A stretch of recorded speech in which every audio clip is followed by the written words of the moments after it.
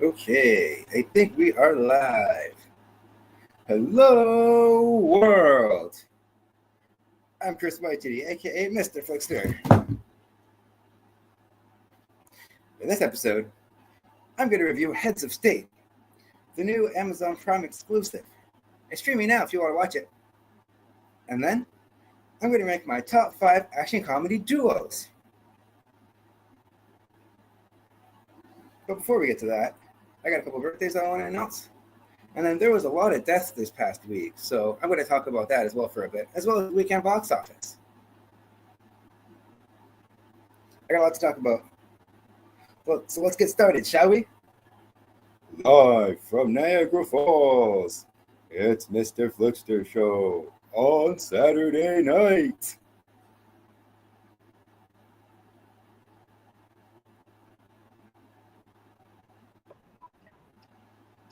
Video.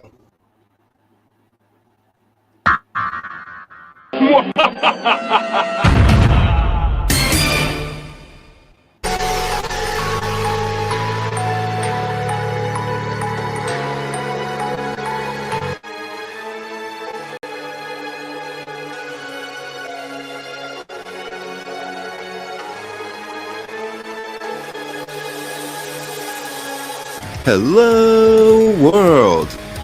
I'm Chris Whitey, aka Mr. FLIXTER. Mr. FLIXTER.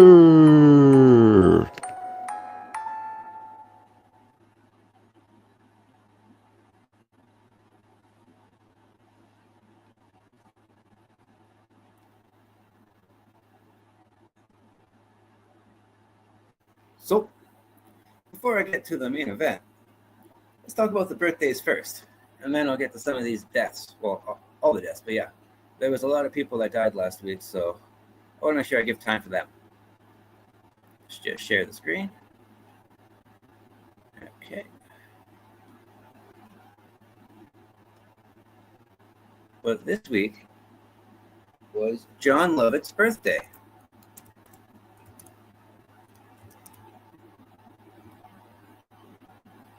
There he is.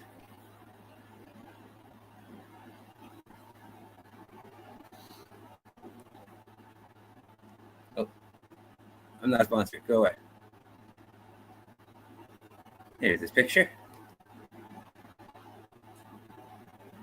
Pretty famous comedian. Most people know who he is.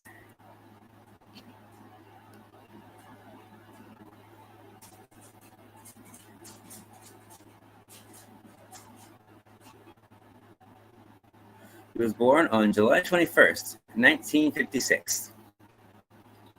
So he turned 68. Happy birthday, John Lovitz. Let's take a look at some of his career, shall we? Let's just look at acting.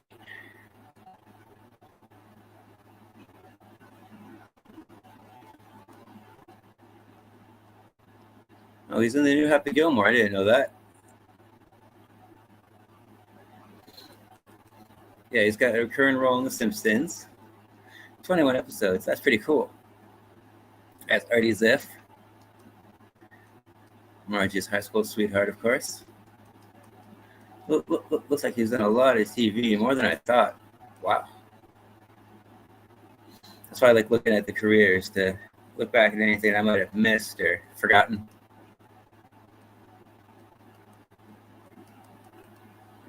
He's hosted Saturday Night Live and he's appeared in 91 episodes. Wow.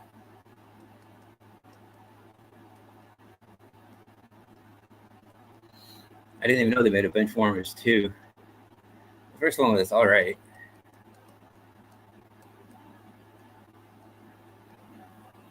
The Ridiculous Six was pretty funny. He's in Hotel Transylvania 2 as the Phantom of the Opera. People might not be aware of that. Yeah, he's in Grown Ups 2. He's got a brief bit in there, but it's pretty funny. He played Quasimodo in the first Hotel Transylvania. He does star in a lot of Adam Sandler stuff. There's the first Benchwarmers, 2006. Okay, I wasn't sure what year that came out. Oh, he appeared on the show Just Shoot Me. Dickie Roberts is a pretty funny movie. Oh, that's right, he appeared in Friends. 8 Crazy Nights is hilarious. Of course, he played in The Critic. That was a great show from the 90s, for those not familiar. Oh, he was in Cats and Dogs. That's a good one. Little Nicky's hilarious. Highly recommend that one.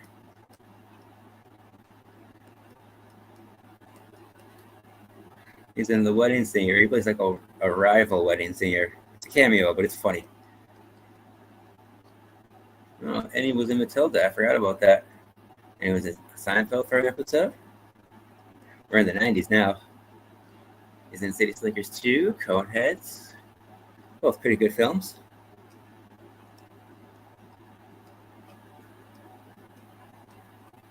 He was in Big in 1988, and he was in The Brave Little Toaster. He was the radio.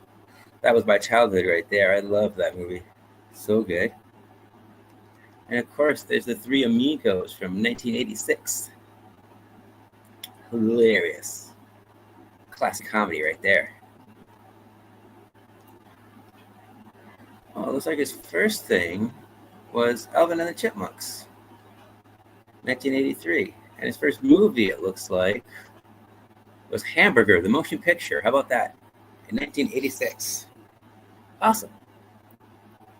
Happy birthday, John Lovitz. There he is. Man, it was going kind of slow before, so I want to make sure I'm still going. All right, still streaming. Great, great. Back to IMDb.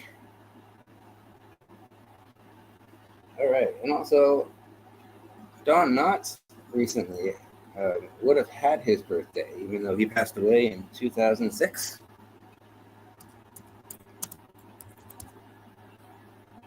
But this guy's a legend. I thought I should mention him.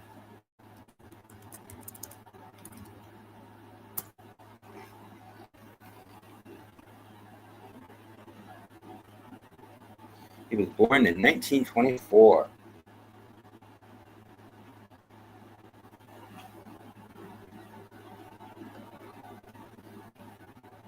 There he is. If you're not familiar with classic actors, I highly suggest that you familiarize yourself. He was born on July 21st.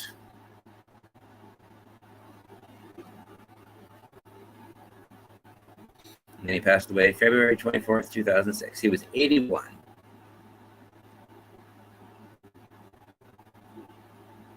So I'll just go over his body of work real quick.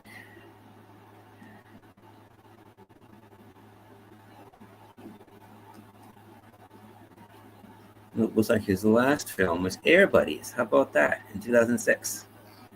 That's a cute movie.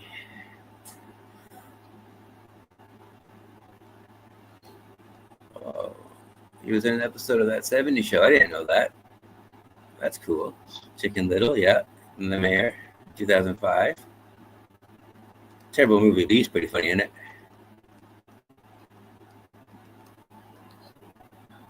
He plays himself in Johnny Bravo. That's funny. That's actually hilarious. He was in 8 Simple Rules for an episode. That's cool. He reunited with John Ritter there. Oh, there we go. I lost my mouse for a second. He was in Pleasantville. That's right. 1998. Big Bully. That's a funny one. 1986. Step by Step was a good sitcom. He was in Garfield Friends. Wow. 1983.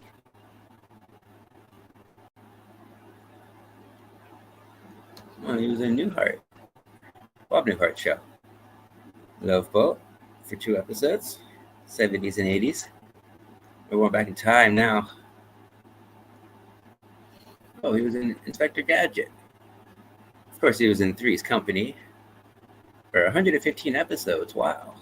Cannonball Run 2, Private Eyes, Prize Fighter, Apple Dumpling Gang Rides Again. All great movies. At Fantasy Island.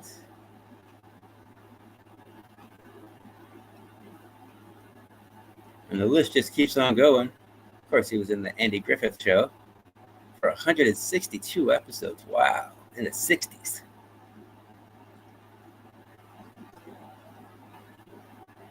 He was in It's a Mad, Mad, Mad, Mad World. That was 1963. Hilarious. Great movie. It was like his first TV show was Search for Tomorrow. And then Rod Brown of the Rockets in the 50s. Wow, amazing. So rest in peace, Don Knotts.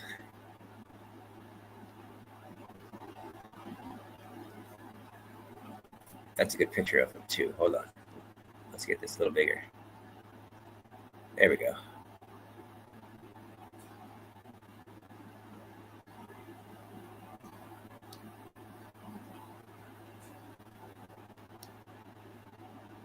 And also, I got one more birthday.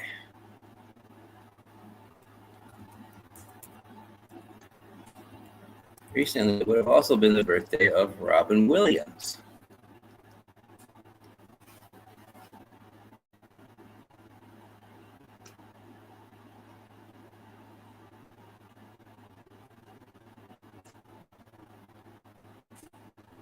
I just wanted to take a moment to remember the late, great Robin Williams on what would have been his 74th birthday.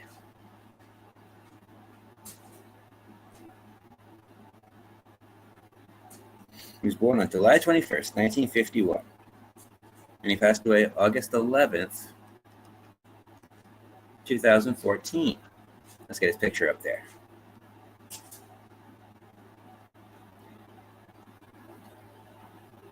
So just like Don Knotts, happy heavenly birthday, Robin Williams. May you rest in peace.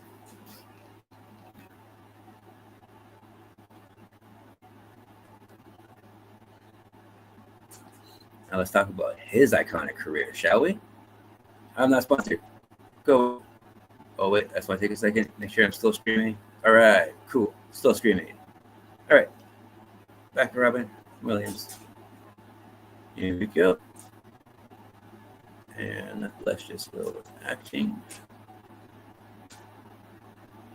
So his last feature film was Absolutely Anything in 2015. Before that was Night at the Museum 3. That wasn't bad. Not the best one out of the trilogy, but not bad. I wouldn't say any one of those movies is a bad film. Go away. I'm not sponsored. Let's see, what else has he done? He was in Happy Feet 2 in 2011. He was on Saturday Night Live once as a host. I'm assuming as a host. It was just one episode. Old Dogs is pretty funny. Not his more well-known one. There's Night at the Museum 2, of course, 2009.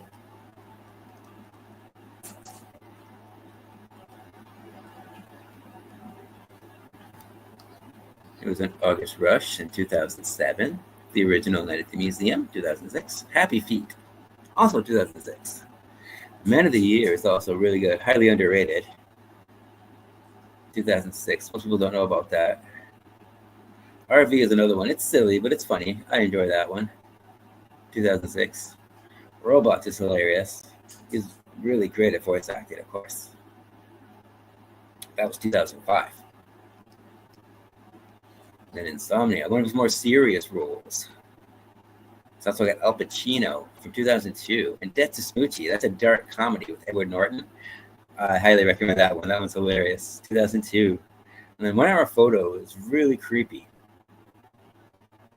Again, that's a serious role. He's very versatile.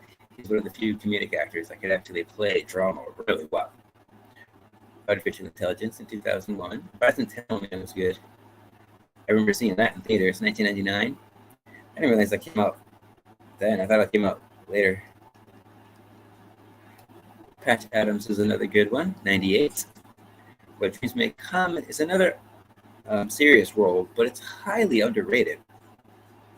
So I recommend that. 1998. Of course, Good Will Hunting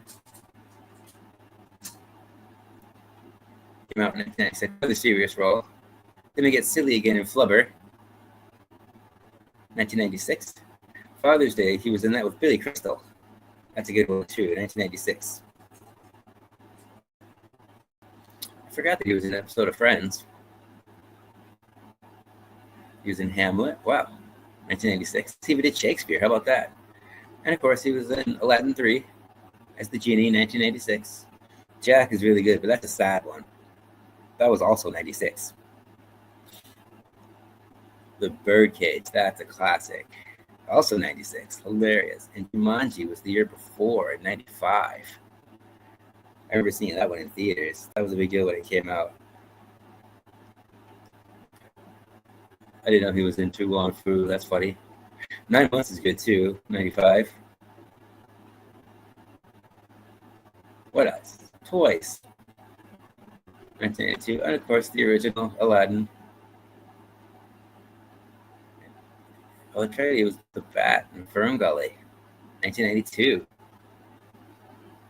And he was Peter Pan and Hook. I love Hook. 1981. All of these, highly recommended. These are classics.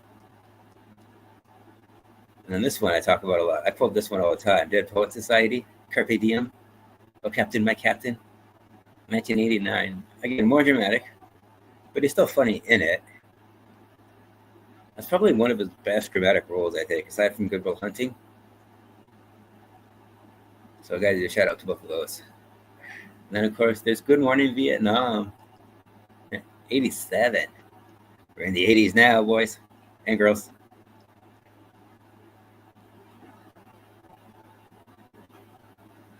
Of course, he was in Mork and Mindy.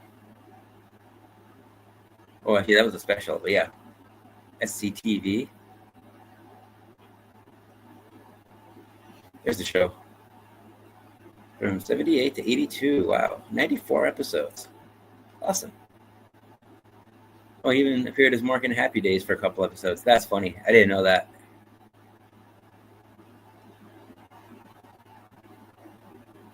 It looks like his first thing was, Can I Do It Till I Need Glasses? In 1977. Wow. Awesome.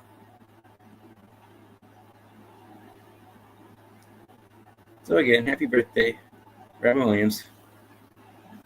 May you rest in peace.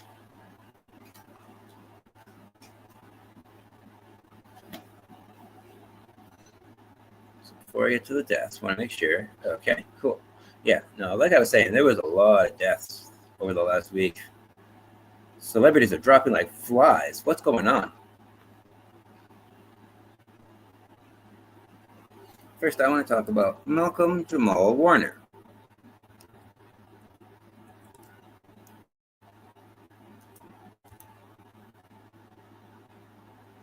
If I can spell.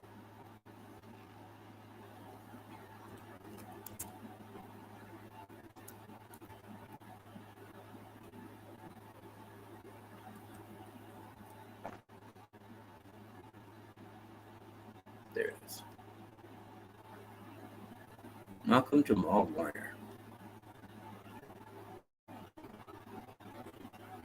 Let's get a picture up here first.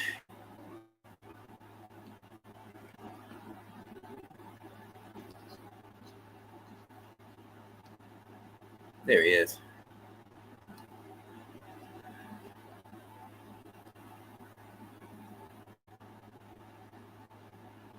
You may not recognize his name, but he may look familiar. Go away. I'm not sponsored. He was born on August 18th, 1970. And he died on July 20th, 2005. He was 54. So sad. It really is a shame. Let's take a look at his career, shall we? Just the acting. His last TV show was Alert, Missing Persons Unit, for 3 episodes. And his last movie He was more of a TV actor. But his last movie.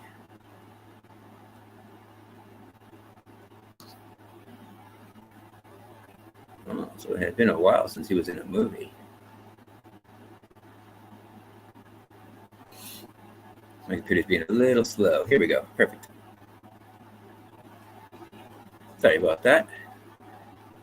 Oh, he was in Suits, 2016. Oh, he was in the Lethal Weapon show. That's cool. I didn't know that. I didn't watch that. I haven't seen it. You can't replace Riggs and Murtaugh, but I'll get to that. Oh, he's an American Horror Story. Key and Peele. I think I missed some stuff. Hold on. Oh, these are the shows. Okay, cool. Moving on. He was in Sons of Anarchy for 3 episodes in 2014. Oh, he was in the Michael J. Fox show for an episode, 2014 as well. Yeah, he was in Community. That's a hilarious show. 4 episodes. True Blue is a TV movie.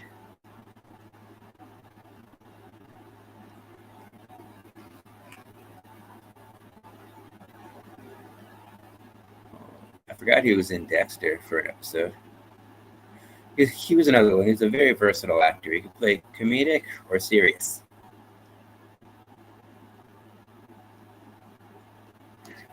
He was in Malcolm and Eddie. That was a funny show. I used to watch that one. 89 episodes. 96 to 2000. Wow. We're in the 90s now. Oh, he was in Touched by an Angel. How about that? 95. There it is. Cosby Show. That's what he's most known for, of course. 97 episodes. Wow. 84 to 92. Like most people in the 80s and 90s, that was my childhood too. And he was on 2 episodes of Fresh Prince. I forgot about that. Also early 90s.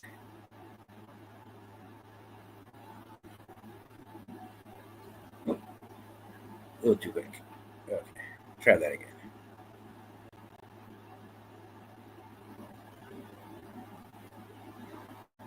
Oh, he was in the original Matlock for an episode in 87.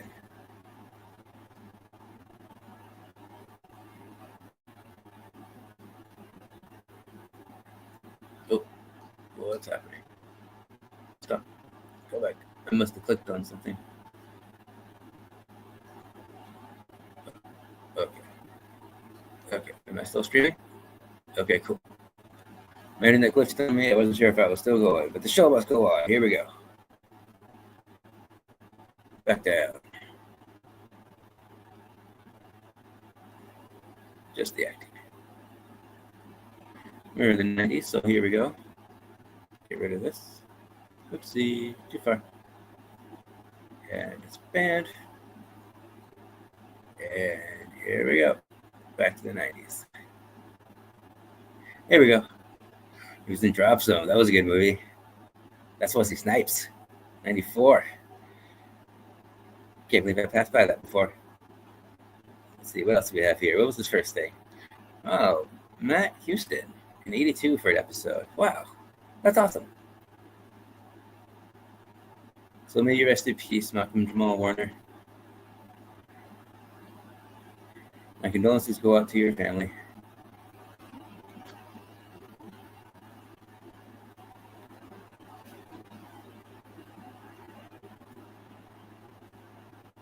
His cause of death was accidental drowning while vacationing with his family in Costa Rica.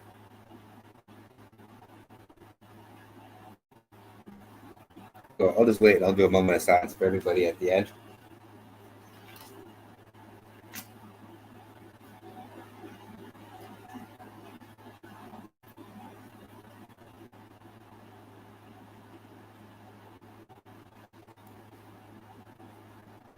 So the next person I want to mention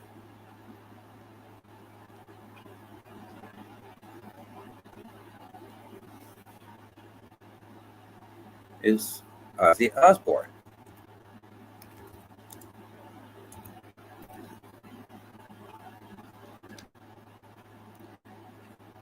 He's more known for his music, but he was in movies and TV shows too. And this man was an icon, so of course I got to take some time to talk about him. That's a great picture. Rest in peace, Ozzy Osbourne. You will live on in the entertainment you provided us.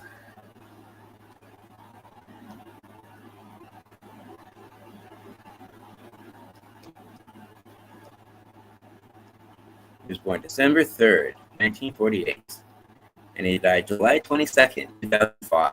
He was 76. This is truly a tragedy.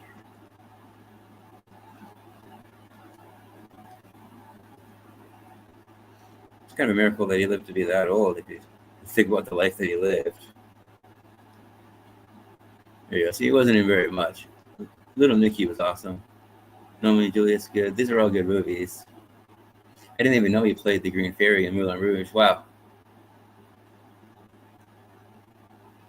Let's see, where's the list? He's got 93 acting credits. How about that?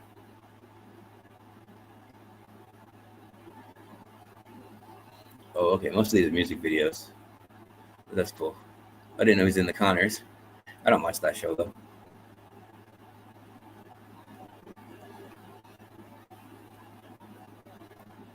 He's in the 2016 Ghostbusters. I forgot about that. Some of these music videos, they did a lot of music videos.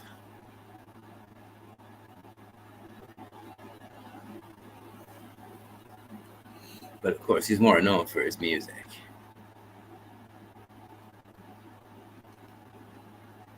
Let's see what we got here. Music video, video game. Robbie the Reindeer in Close Encounters of the Third Kind. I don't know what that is, but it sounds amazing. 2007. Wow. Okay, moving on. Yeah, gold member, of course. He's got that famous cameo with his family because the show was big around that time. There's also in South Park. That's right. Little Nicky was in 2000, by the way. Awesome Adam Sandler flick. Oh, he was in Private Parts in 97. Wow. These are videos. He's in The Jerky Boys. That's a good movie. Classic 90s flick. More music videos.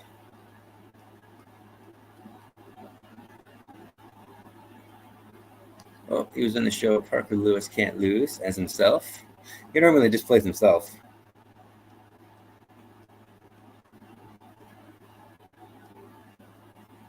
More music videos.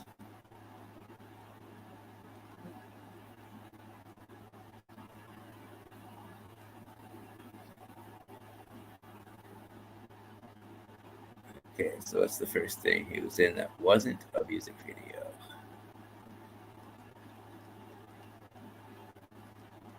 Let's see.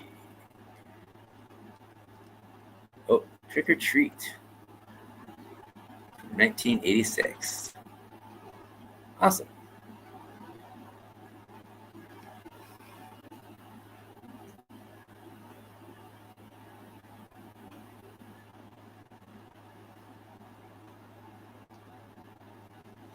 So rest in peace, Prince of Darkness.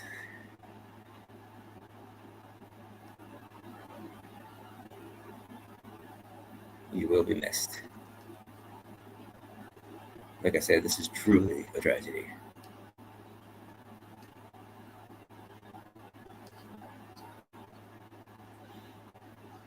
And finally, there's one more person I want to talk about. So I make sure I'm still streaming. Yep, okay, we're good.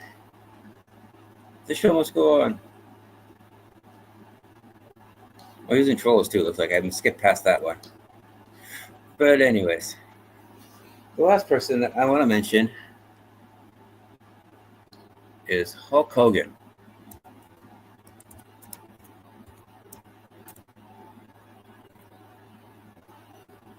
I couldn't believe it either. Don't worry, my girlfriend and I, she takes the notes for me.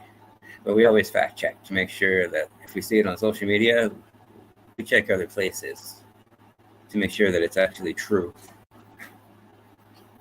Here's this picture.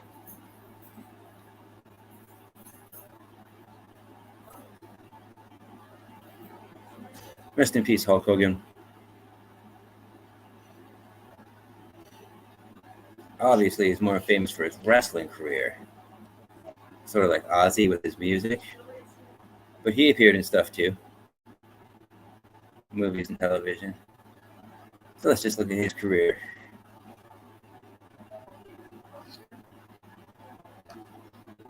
Just acting. Oh wait, I'm not supposed to. Okay. So it looks like his last television appearance was on WWE Raw. That must have been, it doesn't say an exact year, but wow. More WWE stuff. Uh-oh. Oh, hold on. I'm not sponsored. Go away. There we go. Camp WWE.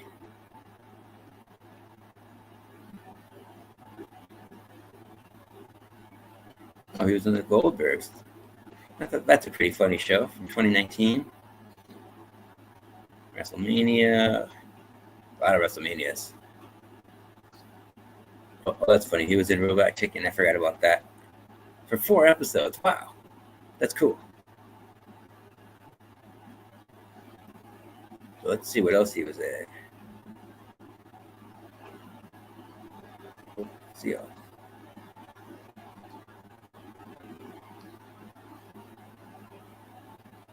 There we go. Another WrestleMania. A lot of wrestling video games. More WrestleMania. Oh, American Dad, 2012. Romeo and Juliet in 2011. Oh, that's 2. Him and Ozzy were in that one. More wrestling stuff.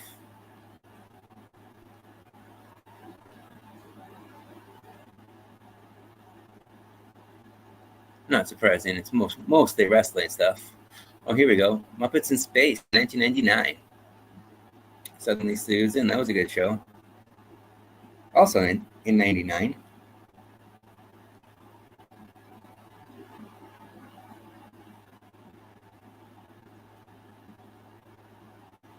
Spy Hard is pretty funny in 96. Oh, he was in the Baywatch show. Also 96. I didn't know that. More wrestling stuff. Here we go. Mr. Nanny, hilarious movie, 93. Highly recommended. More wrestling stuff.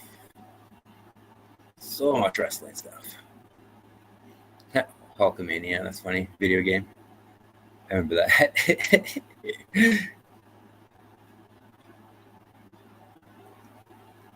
Here's one of my favorite cameos, Gremlins 2 from 1990. It's hilarious. Again, highly recommend that movie. More wrestling stuff. So, let's see, what else was there? What was the first thing that wasn't wrestling?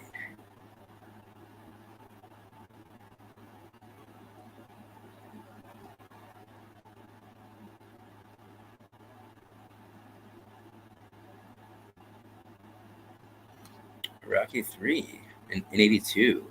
Wow. And the show here, Search for Tomorrow, 85, 2 episodes. Very cool. So yeah, it looks like Rocky 3 is it. Awesome.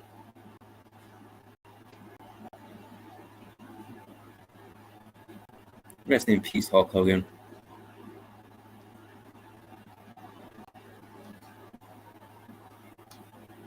So I make sure we're still going. Yep, we're good. Okay, cool.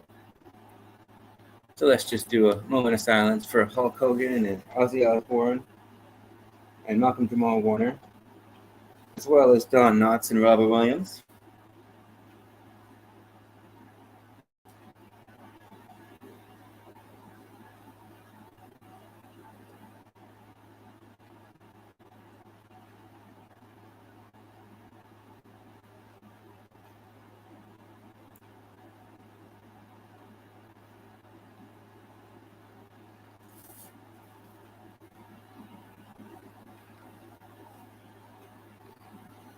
Thank you.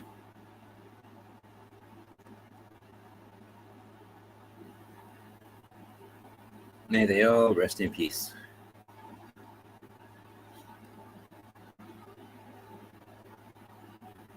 And they're not completely gone. Their memory is going to remain with us in their art. So, let's get to the main event, shall we?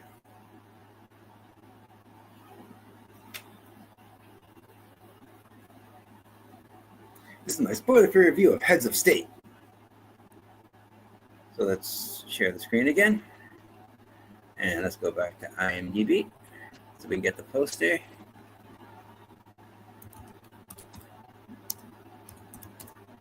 So if you're not aware, this came out in the beginning of July.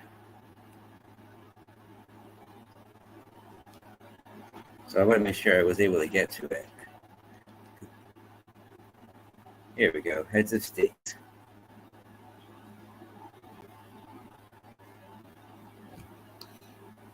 Here's the poster.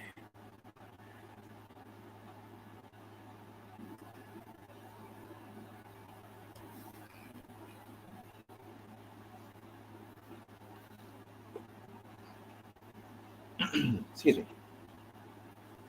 So Heads of State came out this year, 2025, on July 2nd. It was directed by Isla Naishuler. Sorry if I butchered that. It was written by Josh Applebaum and Andre Namir, as well as Harrison Query. It stars Idris Elba, John Cena, and Priyanka Chopra Jonas. Sorry about that.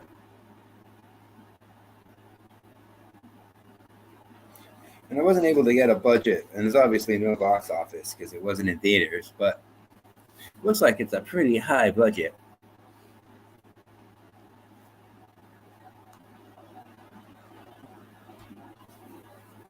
So anyways, the question remains. Hold on, let's go back to me.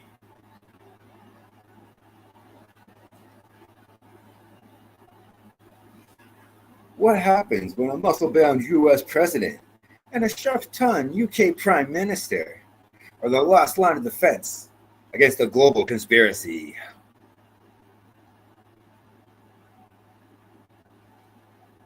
And share screen.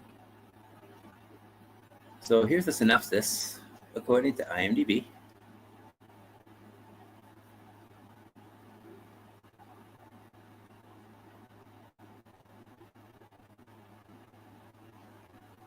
The UK Prime Minister and the US President become targets of a foreign adversary.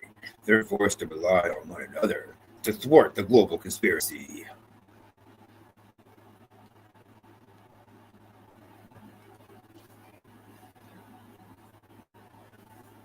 The director brings his trademark kinetic style to the film. The camera work, the lighting, and the stunt choreography are all top-notch.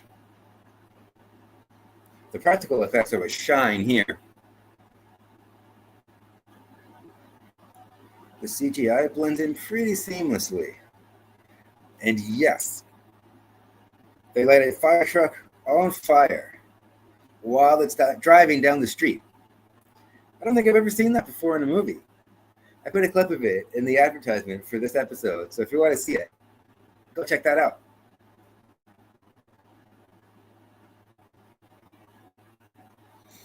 It's absurd, but at the same time, it is glorious. It's also a funny thought, too, if you think about it. I really don't think I've ever seen a fire truck on fire before. Not like this.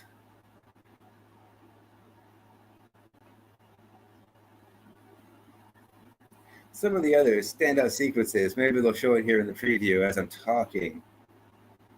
But again, this is spoiler free. I don't want to say too much. Because it doesn't show too much in the... Well, actually, they do have one preview where it shows all that stuff, but they kind of make fun of that. It's pretty good. But anyways, some of my favorite parts are the plane crash, and then the part when the safe house turns into a saw trap, or the tech expert's office, because it's got a bit of a spin to it, and it's pretty cool what happens there. But again, I don't want to say too much. And all the numerous car chases. The action is relentless and frequently inventive.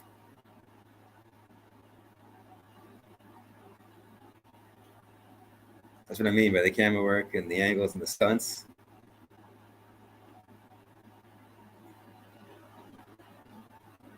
There's the safe house. There's the fire truck. Nice. Perfect.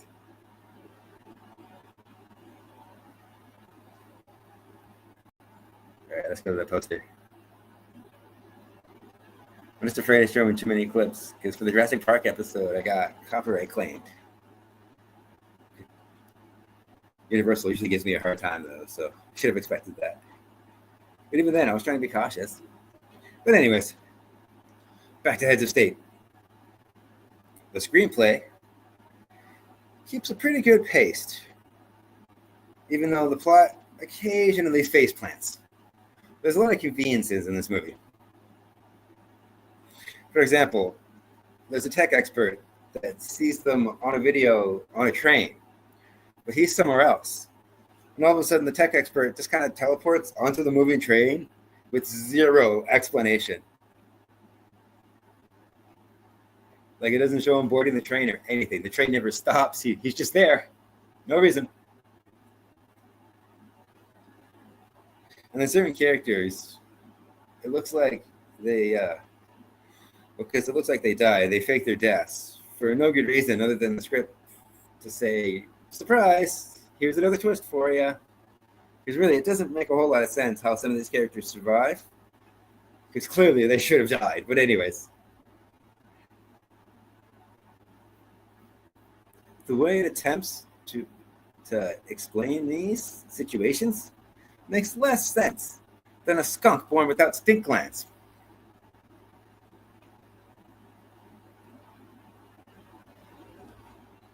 And the main villain is barely a character. He's just one of those generic puppet master type of villains with no real backstory. And he's got two bleach blonde hench people whose relationship is justifiably open for scrutiny. I mean, I can't tell. Are they siblings? Are they lovers? Are they both? The movie never says. And I don't really think the writers care to even like explore it or think about it that much. They just kind of put it in there. So if they don't care that much, neither do I. It's just kind of weird. Some of the way they act, they're very close, but I don't know. It's hard to explain. Excuse me. Very odd relationship there.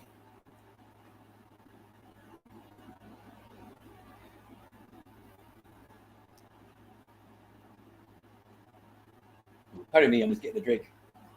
Am I still streaming? I'm paranoid now because my internet's going very slow. All right, we're still going. The show must go on. Great. So let's see. Let's get some more clips going.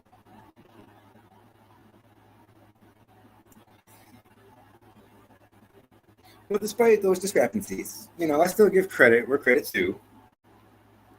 The film smartly avoids obvious red herrings before the mole is revealed. Somebody's pulling the strings and they're trying to figure out who. I won't say who it is. But they keep up enough of a mystery to keep things engaging. And the way they set it up too, I couldn't predict who actually was responsible. Because it makes sense why the other people would do it. So I just like how they set that up. That's good writing.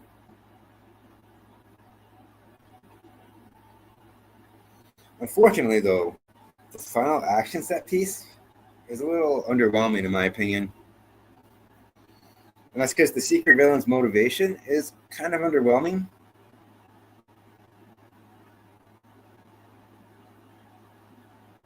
I mean, it didn't seem like it's more than one dimension. Power-hungry people, you know how it goes. That type of motivation is as tired as those cliched evil monologues in 90s and 80s movies. They used to do that all the time. But it's just such a cliche. The secret villain has less development than extras do in movies. Like, that's how little there is.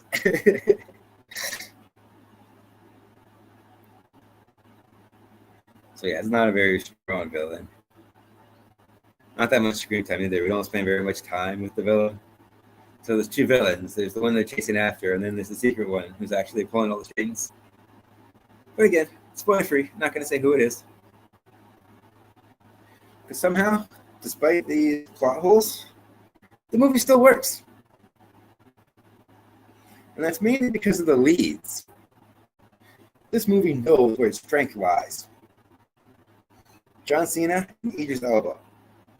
Their chemistry is electric. Arguably, I think the pairing is better here than the Suicide Squad in 2021.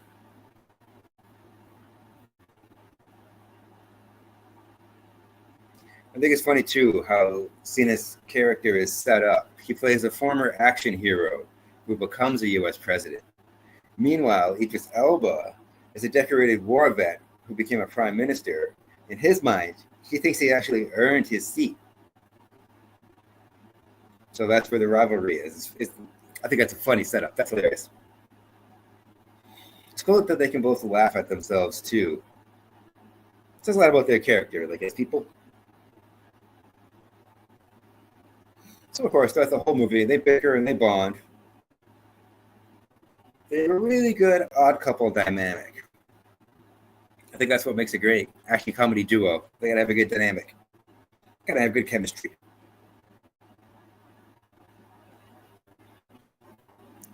And that odd couple thing, sure, it's cliche, but it works. That's how it became cliche, because everybody wanted to do it. It just works so well. Especially how they do it here, especially. I love it.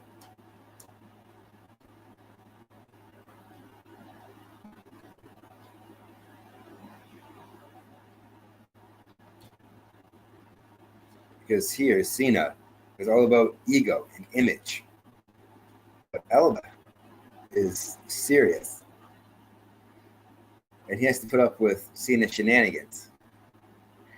It's just funny the way they do it. And the supporting cast is stacked too. Aside from Priyanka Chopra, there's Jack Quaid, Patty Constantine, Stephen Root, and Carla Gugino. Fantastic supporting cast. And they're all having fun playing their parts, you can tell. They really did make the most of what they had, despite the shortcomings of the script, I'll say. So you gotta admire that kind of conviction.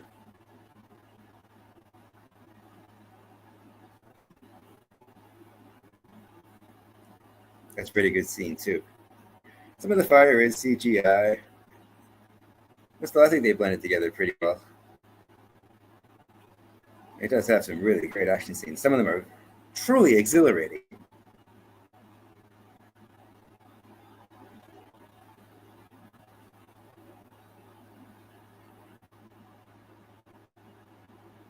Okay, let's go back to the poster.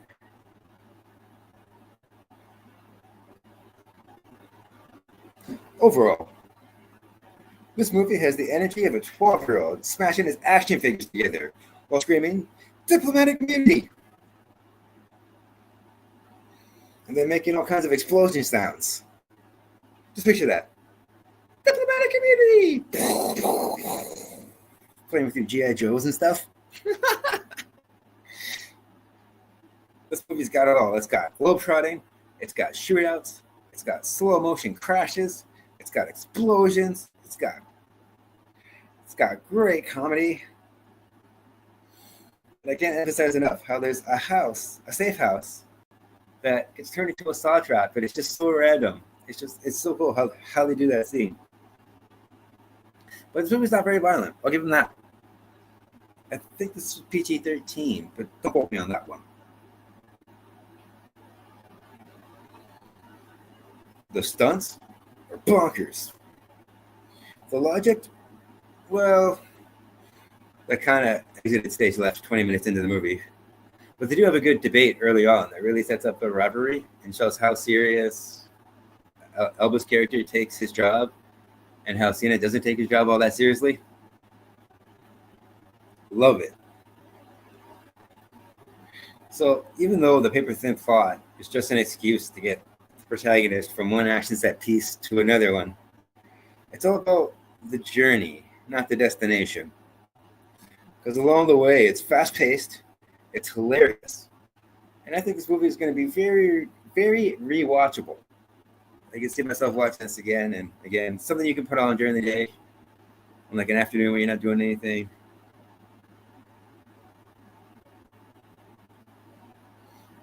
I can see myself going back to this one frequently. Is it Oscar worthy? No. Is it impressive? Hell yeah. I haven't stopped thinking about it since I watched it. It's just kind of stuck in my head, and that's a big compliment these days. A lot of movies these days are very forgettable. That's why I make sure it's still streaming. Yeah, thank you. I don't know who I was thanking there, but yeah, thank you, Internet, I guess. And back to IMDb. Here we go. So basically, this movie ain't entertaining, and it delivers. It's just big, dumb fun.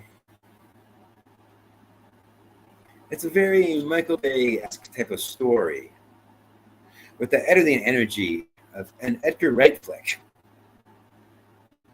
Look at those two work together on a movie. That's what this feels like, those two styles. The sheer momentum of the action and the charisma of the comedic cast make it one exhilarating ride.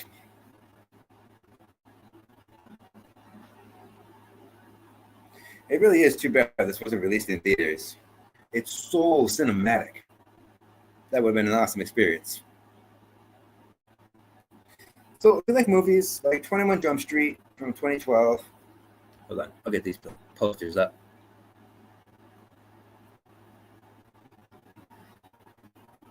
"21 Jump Street."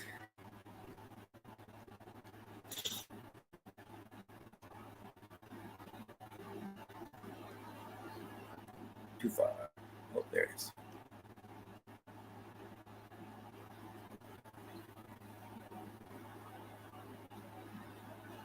I'll just get rid of that. So, like I was saying, it's similar to 21 Jump Street. Also similar to Spy. So I'll pull that one up. Spy. There it is. This came out in 2015.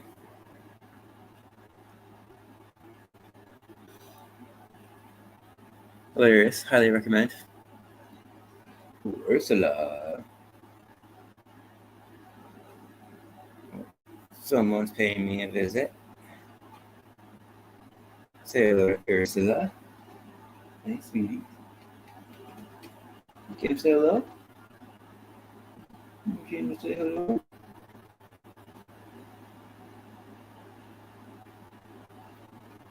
I am Ursula.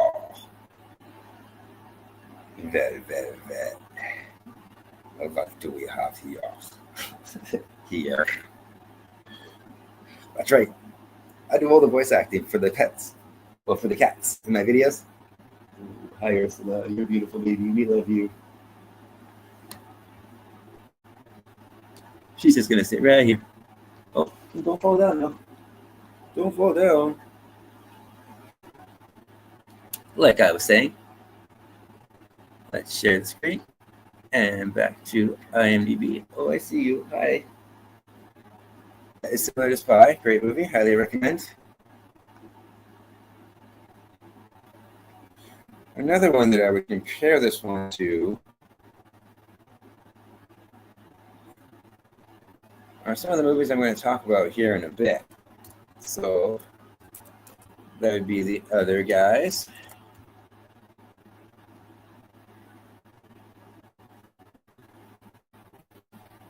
This came out in 2010.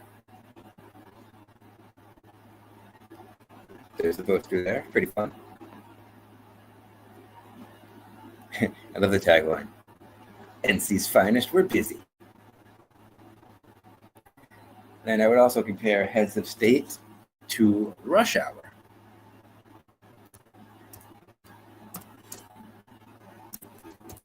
So you can see the kind of vibe this movie's going for. Bring up that one. Of course, with Jackie Chan and Chris Tucker. And finally, I would also compare this to Lethal Weapon.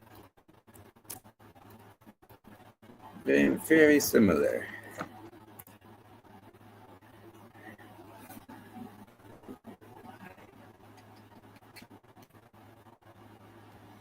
So here's that poster.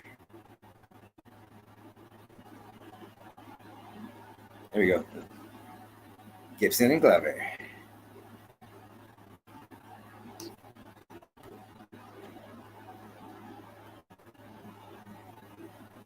All right, let's go back to Heads of State.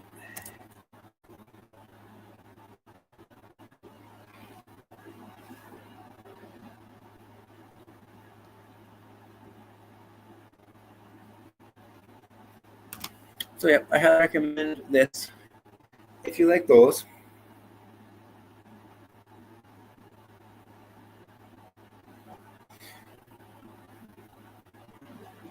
Remember, Cena drops the people's elbow, elbow drops British wit. Together, they drop bodies and punchlines.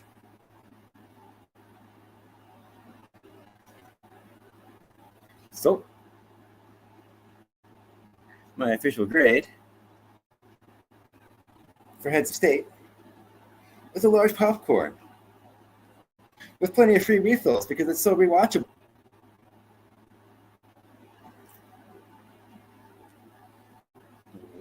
There's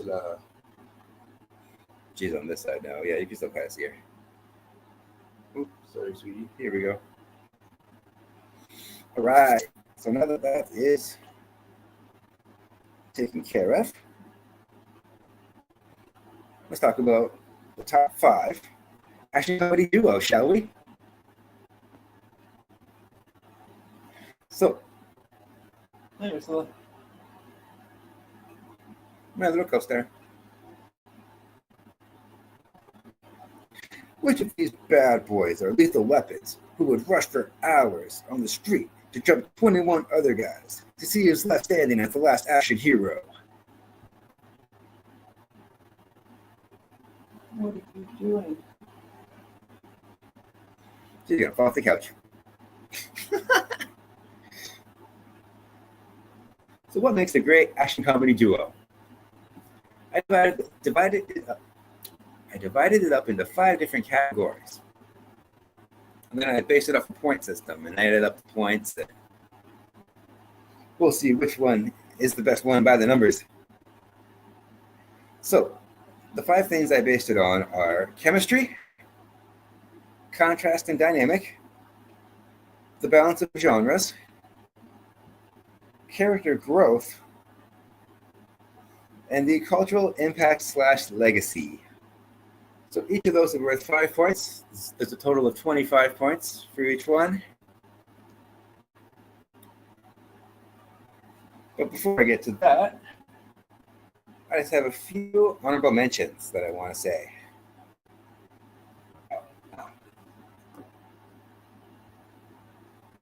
So let's share the screen.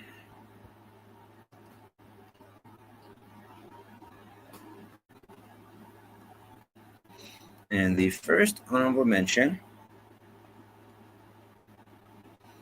is Bad Boys.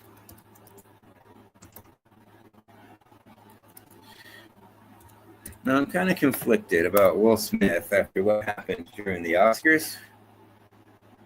So, I haven't seen Bad Boys 4, but I can't deny the impact that the first 2 movies have had on both pop culture and me.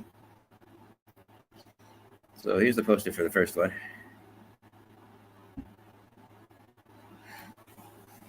So yeah, I'm doing things a little differently this time. Instead of reviewing the movies, I'm going to review the action comedy duo in the movies that they were in. So it's not about really the number of movies that they were in. It's about how well they did together.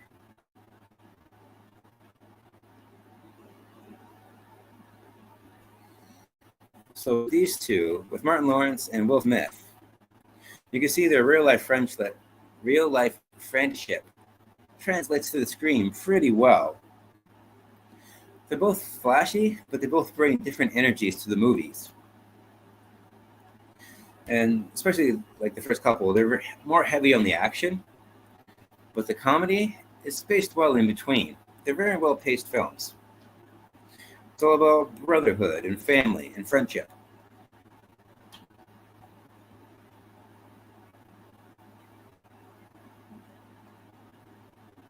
As far as the growth in the arc, they get stronger as they go along. In the first three films, at least. Like I said, I haven't seen four. I'm still not sure if I'm going to. But the legacy, these movies have lasted.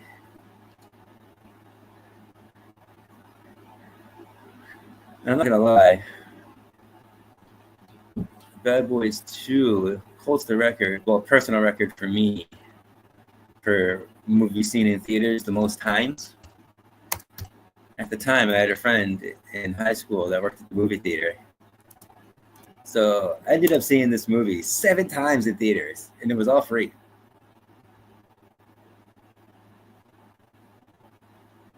So I can't deny my love for Bad Boys 2. So what about, it's a great poster too.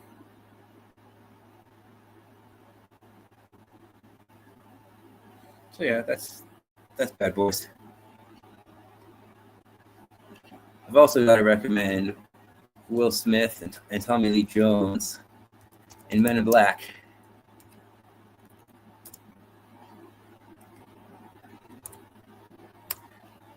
This is like a buddy cop film with a sci-fi twist, if you're not familiar. This is the classic. I love this movie. Well, there's 3 of them.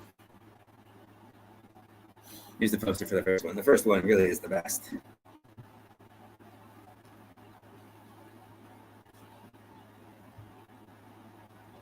Again, they have that odd couple vibe. He's the young hotshot. He's the old veteran. Tommy Lee Jones is the rule follower. Will Smith is the man-child cop. This one's got a great blend of action and comedy too. Good pacing. As far as the growth in the arc is concerned, it's interesting because they both challenge each other to change in different aspects, and they help each other grow. And as far as the legacy goes, I consider this movie iconic. I mean, this can be considered a cult classic. I mean, it was popular when it came out, and it's highly copied today, I think. So yeah, that's Tommy Lee Jones and Will Smith, Men in Black. Next, I want to talk about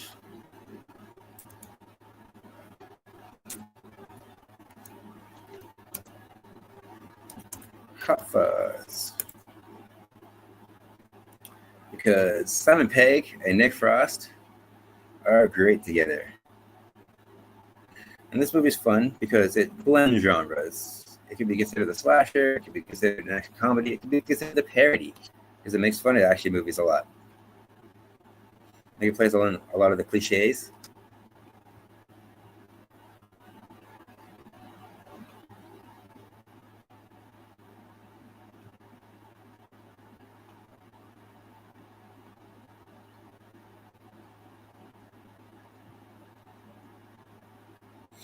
And they've been collaborating for decades.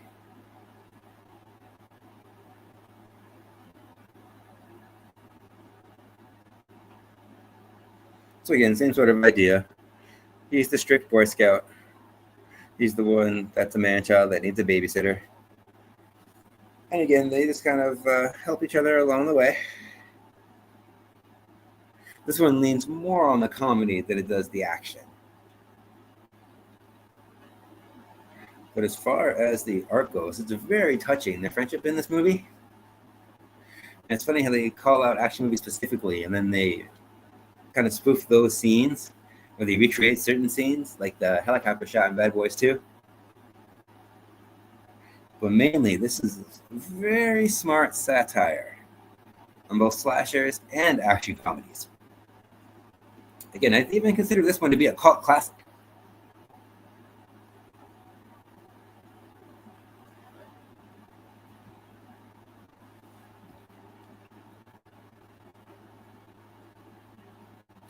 The next honorable mention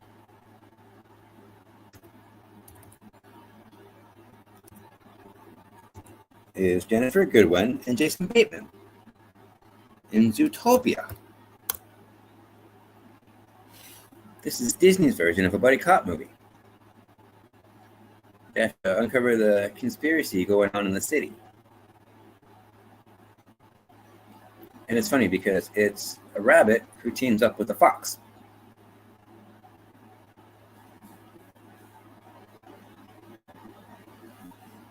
So even though they're voiceover roles, I'm not sure if they recorded their lines together or what happened there, but the banter feels natural.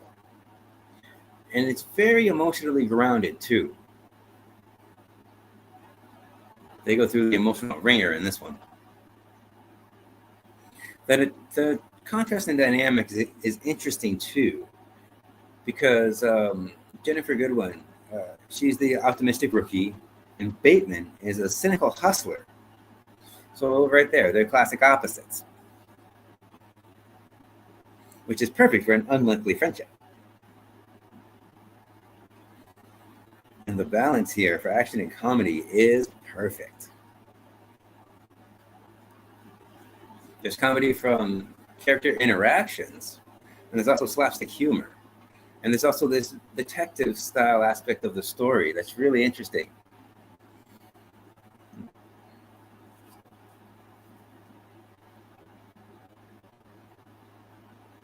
And even though it's animated, this is a very mature film for a Disney movie, especially when it comes to the slow-boiled, hard-boiled crime noir that it tries to be.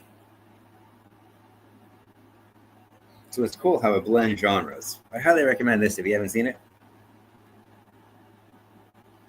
It came out in 2016, I believe. I remember seeing this in theaters. But I was blown away when I saw this. Well, yeah, there you go, 2016. All right.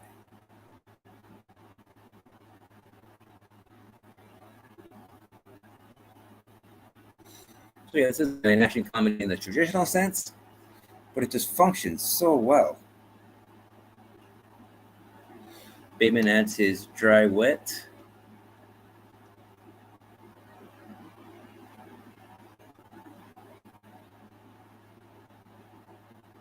And Goodwin brings her pure joy.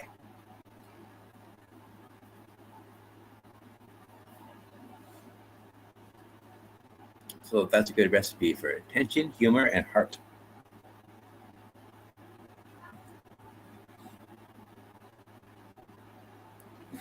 The next honorable mention is Melissa McCarthy and Sandra Bullock from a movie called Heat. Sorry, The Heat from 2013.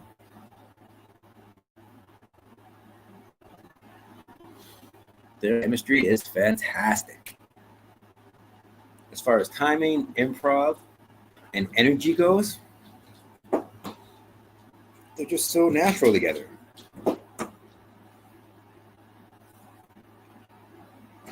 In this one, Sandra Bullock is the uptight, by-the-book FBI agent, and McCarthy is the foul-mouthed, chaotic street cop. So again, it's that classic odd couple, but this time it's women.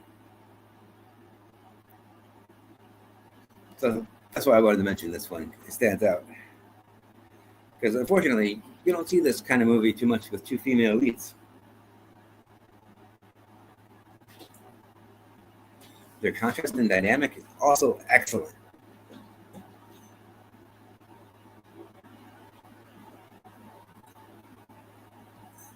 Not just because of the sorry, Ursula's playing something. Not just because the I got distracted there, but not just because of the odd couple dynamic. Because the action in this movie is really good too. It's very impressive action scenes. There's a lot of practical stuff here.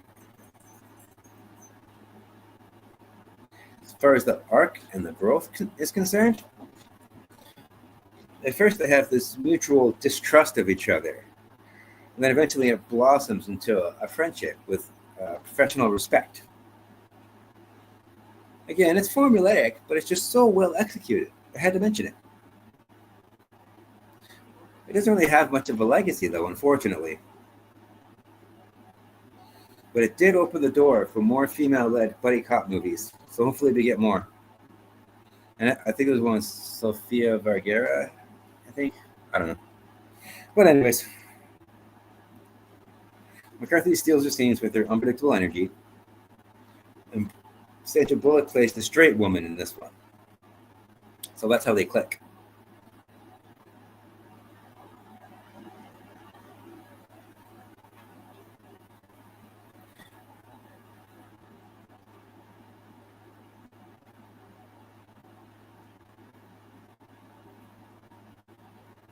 So yeah, like I was saying, even though their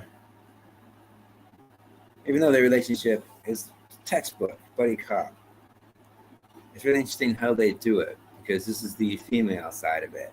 It's interesting to see their perspectives because they think differently than men, right? The reason why it works really is because they both fully commit to the characters. The comedy is grounded in personal conflict and personality conflict, not just gags. That's why their friendship really feels earned.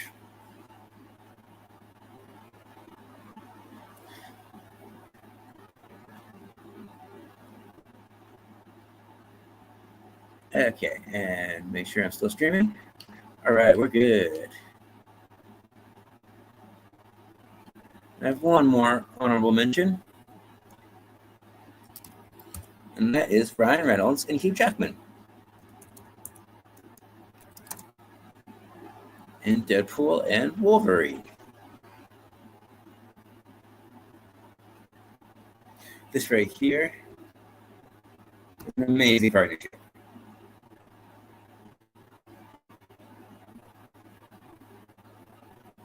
Great poster, too.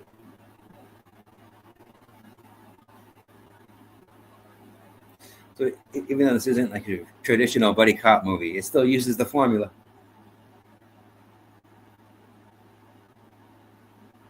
Their on-screen banter is laugh out loud hilarious every time I watch this. It never gets old.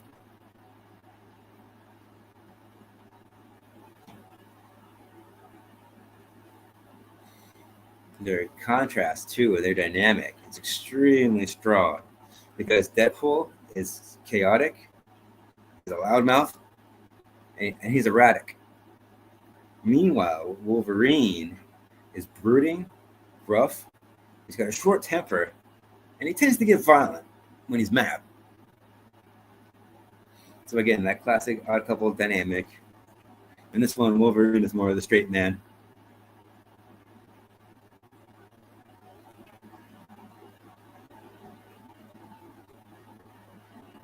So their growth and their arc is more about reluctant teamwork. They don't really want to work together, but they kind of have to due to the circumstances.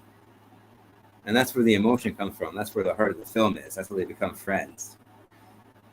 After a while, they kind of have this. Well, they kind of hold a grudge against each other, but then they have this respect for one another.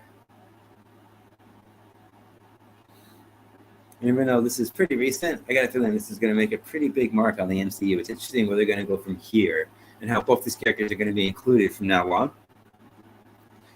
And let's face it, this has been a dream team since it was teased in the first Deadpool movie when he starts bad mouthing Wolverine. It's hilarious. You can really see the real life friendship on screen too. It really translates well. But it's great because both characters are inherently built for contrast. Wolverine's no-nonsense personality, and Deadpool's got that meta humor too.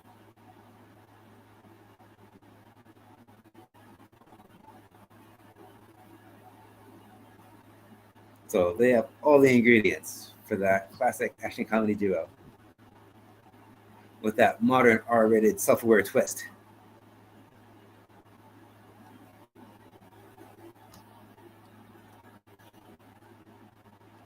So that's Wolverine and Deadpool, Hugh Jackman and Ryan Reynolds.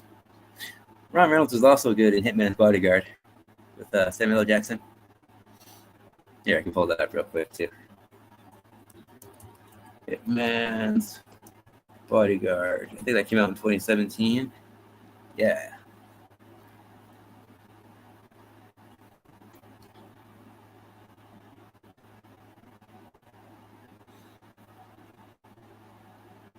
It's basically Nick Fury and Deadpool together. That poster's hilarious. I haven't seen that one before. Okay, so anyways, now that we got the honorable mentions out of the way, let's get to the list, shall we? The top 5 action comedy duos of all time. Number 5.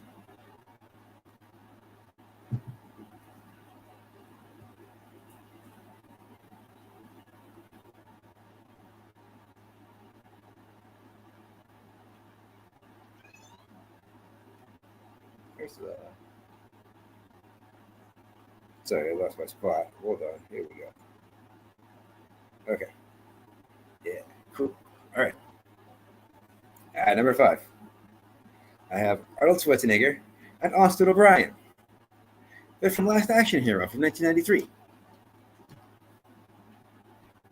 So let me share the screen.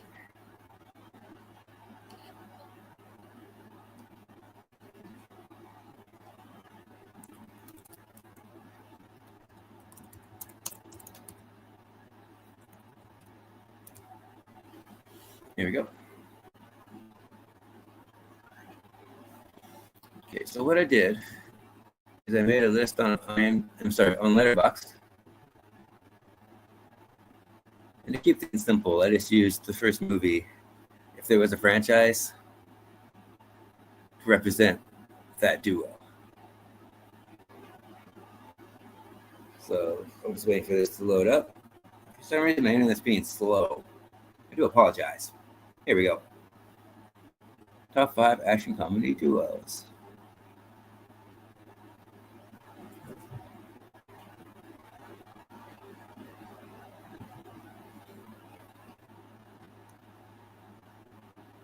And edit list.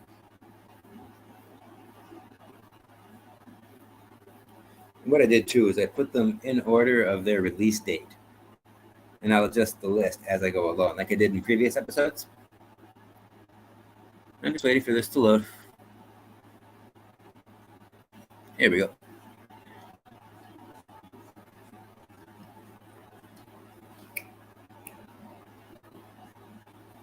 So I'm going to put this one at number 5.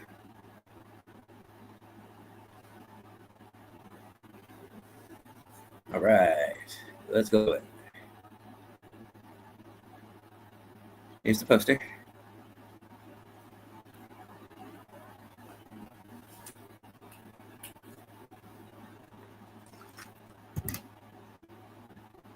Here we go. Last Action Hero. I love this poster. Tandron is coming out of the movies. Okay, so here's the synopsis real quick. And then I'll pull that back up.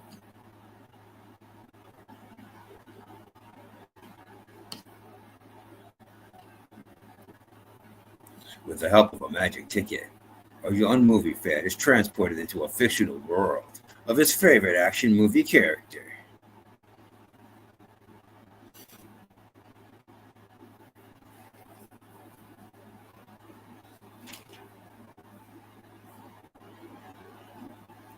So Last Action Hero, let's get rid of this, came out in 1993. It was directed by John McTiernan. He also directed the first Predator and Die Hard. It was written by Zach Penn, Adam Leff, and Shane Black. It stars Arnold Schwarzenegger,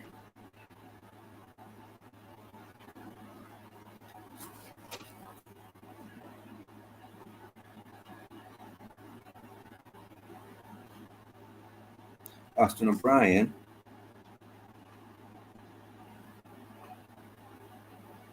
F. Murray Abraham, Danny DeVito, and Art Carney. It was made on a budget of $85 million, and it made $137.2 million at the box office.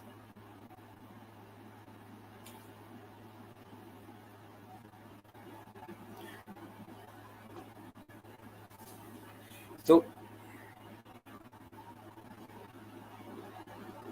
As far as chemistry goes, I'm going to give them a 3 out of 5.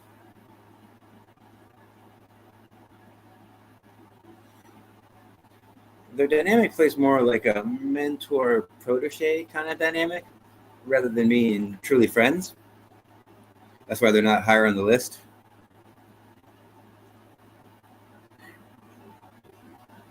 But it does work for the tone of the film.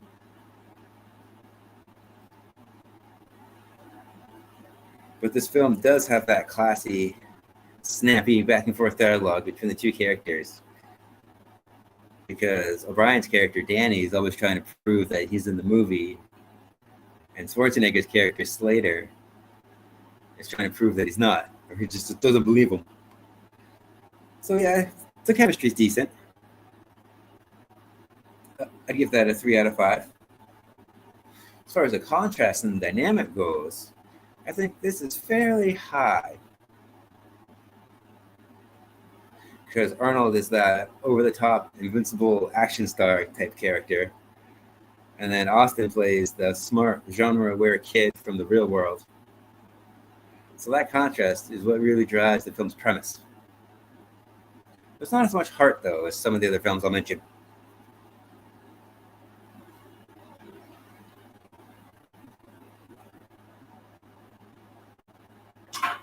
So for this, I'd give it a 3 out of 5.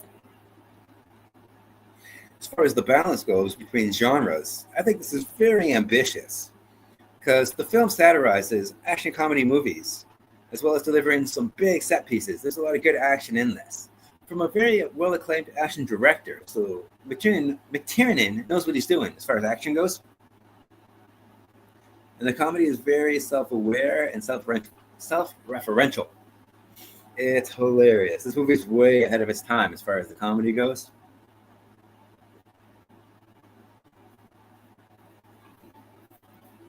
So yeah, I'll give that one a 3 out of 5 as well. As far as like character growth and arcs goes, I'd say it's present, but it's kind of on the minimal side. I mean, Arnold's character does become more self-aware, and he goes through this whole thing that he's just an imaginary character, and he's trying to grip with that. And Danny learns bravery, but it just kind of feels like an afterthought. That's not really what the heart of the film is. The film kind of lacks heart in that respect. So I'll give that another 3 out of 5. But as far as the legacy goes, I'd say this movie is probably a cult classic. I know initially it was a flop, but now it's appreciated for the meta comedy because it was so ahead of its time. And the duo itself isn't widely remembered as iconic. If I say great action comedy duos, you might not think of these two specifically. So that's why they're not higher on the list. They just hold a special place in my heart. So we'll give that another 3 out of 5. So if you add the 5 threes together, that's 15 out of 20.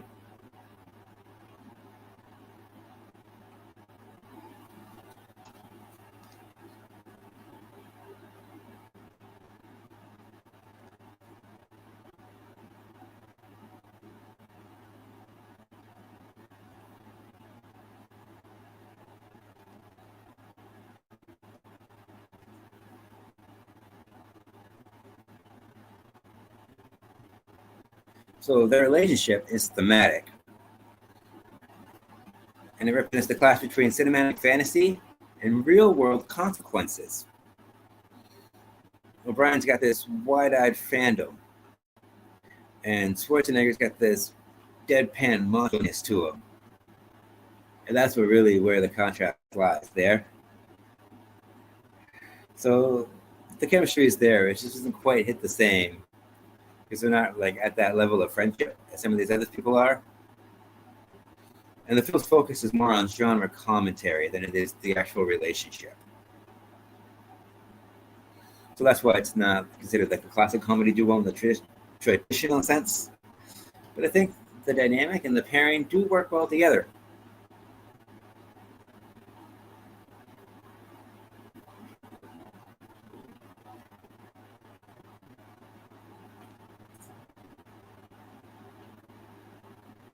That's him going into the movie there. So I mean, it does have really good action scenes, and most of it's practical too. They didn't really have CGI back then, and it's even got a cartoon cat, so you gotta love that.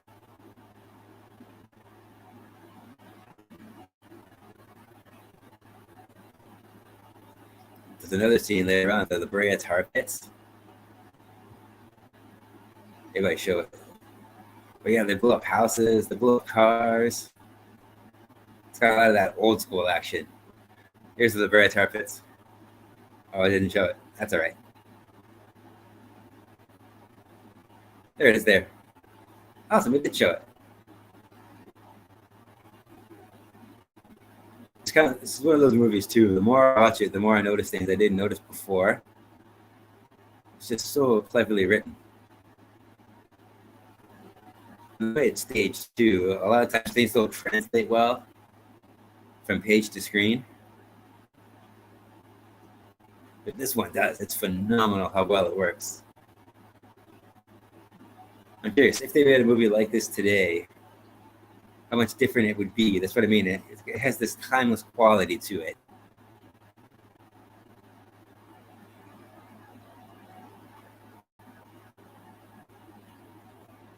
So yeah, those are some of the reasons why it's number 5.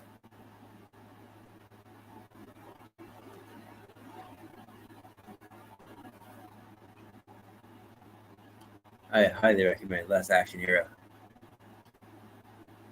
That's why I make sure I'm still streaming. Okay, good. So, at number 4, hold on, I want to make sure I get this right. This is why I write things down. Yeah, okay, cool. At number 4, I have Channing Tatum and Jonah Hill from the Jump Street movies. There's 2 of them. So, I'll go here. And then, oh, okay, it's already there at number 4. Perfect. Like I said, I'm just using the first film to represent that franchise, if it applies. They only made one Last Action Hero, unfortunately.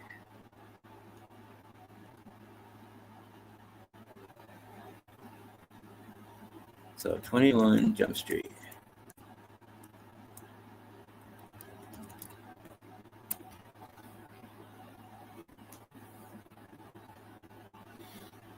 There we go. Pull this poster back up again. And there's a reason I mentioned it before when I did my comparison to Heads of State.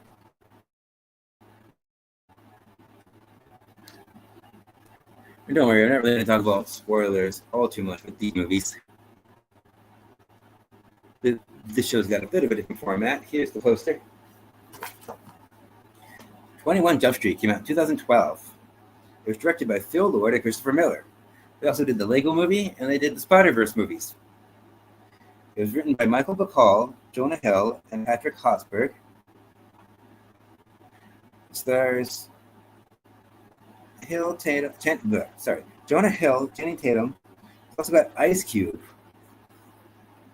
And it's got a young Brie Larson, as well as Dave Franco. It's also got Rob Riggle. He plays the phys ed teacher. So yeah, great cast.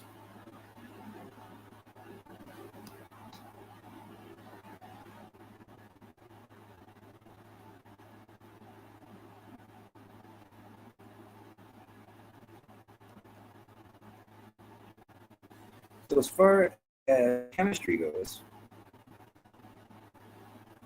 it's surprisingly great. You wouldn't think these two would work well off of each other, but they do.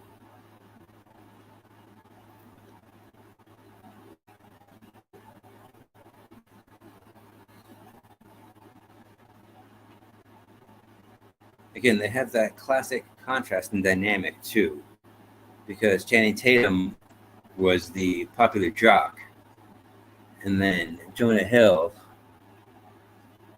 is the unpopular smart nerd. But it gets reversed in adulthood because they become undercover cops, but they mess up their identities. So Tatum's got to go to the smart classes, and Jonah Hill's got to do the athletic stuff. Hilarious. Here's the synopsis according to IMDb. A pair of unachieving cops are sent back to a local high school to blend in and bring down a synthetic drug ring.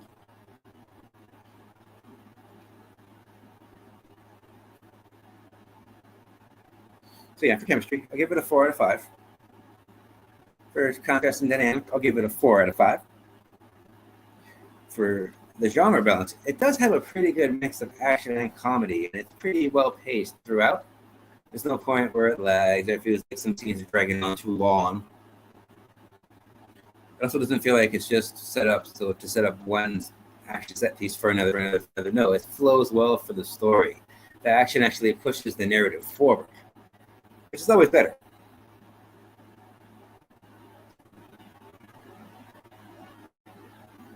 So I'll give the genre balance a 3 out of 5. Pretty good mix. It is kind of lean heavy on the comedy, and it is more of a parody, but still, pretty good mix. I wouldn't say 3 is a bad score. For as far as growth and arc, I'd say they have a pretty strong story arc. They both learn about friendship and identity. But as far as legacy goes, I'd give it a 2 out of 5. It's kind of debatable. I mean, I could see how this film could be influential on like meta comedy in these kinds of movies, because this is a borderline parody of the action comedy. But it just works so well.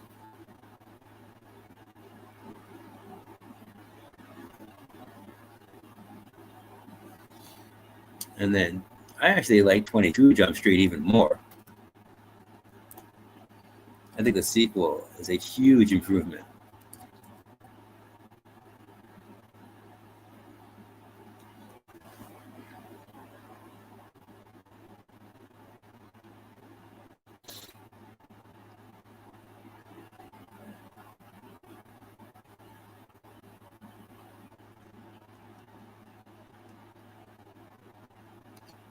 Here's the poster.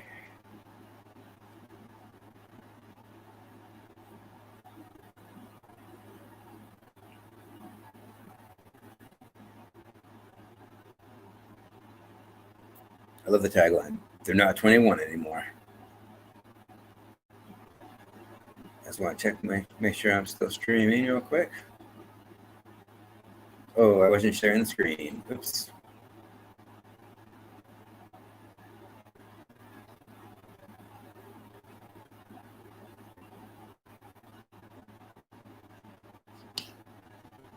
Okay, I'll go back.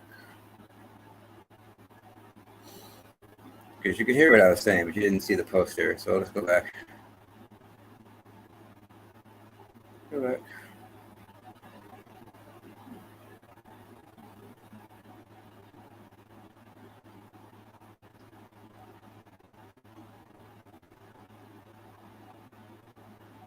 Here we go.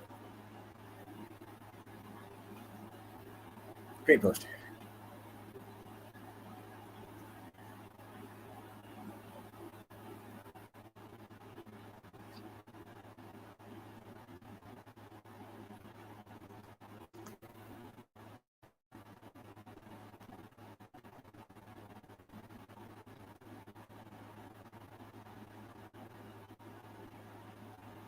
So, these highly underrated R-rated movies both combine outrageous stunts,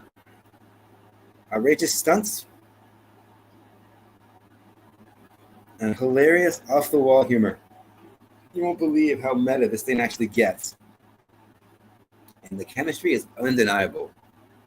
At its core, it's a deeply emotional story about friendship, self-discovery, self-acceptance, and the acceptance of others, seeing things from their perspective, what it's like to be in their shoes. Because Jonah Hill plays Schmidt. He's socially awkward police officer, the smart one. And then Tatum is Jenko. He's the slow-witted, handsome, athletic cop. This is based off a TV show. I never saw the show, though. It's kind of before my time, but I had Johnny Depp. So there's a lot of fun surprises in this one. There's Ice Cube there and some of the other people in different schools. But yeah, like I was saying, the second one, I think is even better.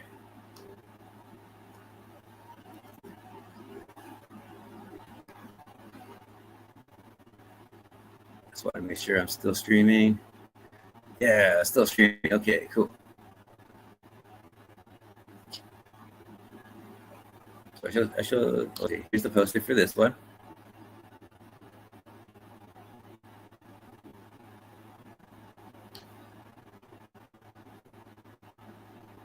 I like the tagline.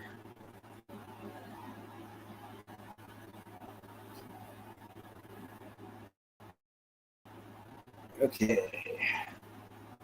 I got my lovely notes here done by my girlfriend Sabrina. Thank you very much. I appreciate all your help. 22 Jump Street was directed by Phil Lord, Christopher Miller again. And then Michael Bacall returned as a writer. Oren Uziel joined the writing team, as well as Rodney Rothman.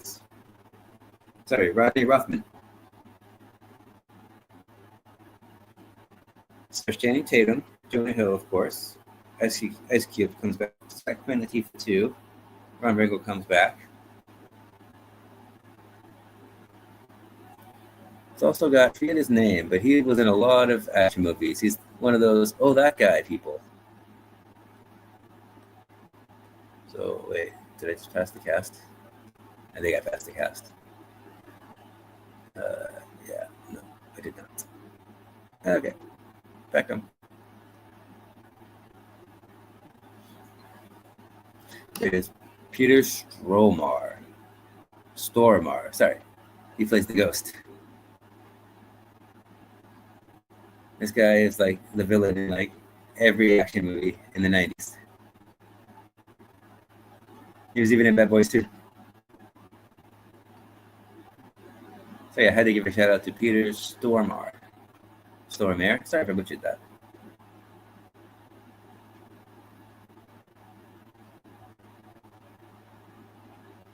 The 22 Jump Street was made with $50 million budget. And it made $331.3 million after that, after it got released. So it was moderately successful when it came out.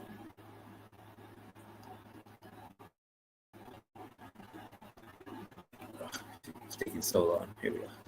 Cool.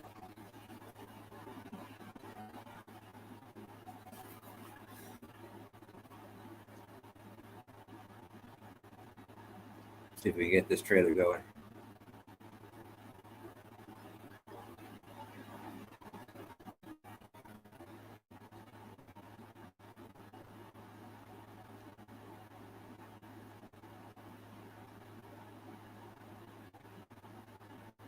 So as far as, I think I left off with genre. That's a good genre balance. I give that a 3 out of 5. As far as growth and arc goes, yeah, it's pretty sharp. They're about friendships and then they're about themselves. But the legacy is debatable. I think I did mention that too. For legacy, I give that a 2 out of 5. So if you add that up, chemistry I gave 4. Contrast and dynamic, I gave 4 out of 5. Genre balance, I gave 3 out of 5. Growth and story arc, I gave 4 out of 5. And legacy, I gave 2 out of 5. It's debatable. You could say it's been influential, but, you know, it didn't invent meta comedy. And there's stuff out before that, like Wayne's World and stuff. But hey, it does a good job. And 2 is the rare instance where the sequel is actually better than the original. It's 2 takes place in college. Here, hold on, I'll read the synopsis. After making their way through high school twice, big changes are in store for Officer Schmidt and Jenko when they go deep undercover at a local college.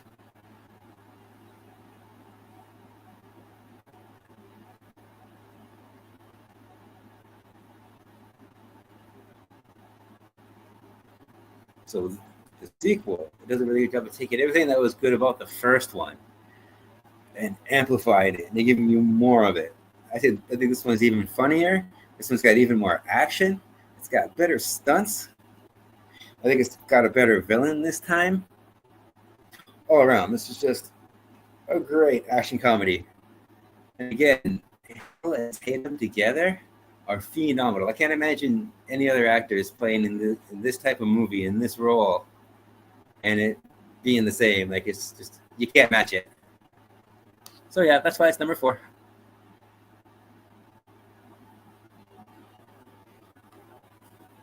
All right. And now, at number 3, I have Chris Tucker and Jackie Chan.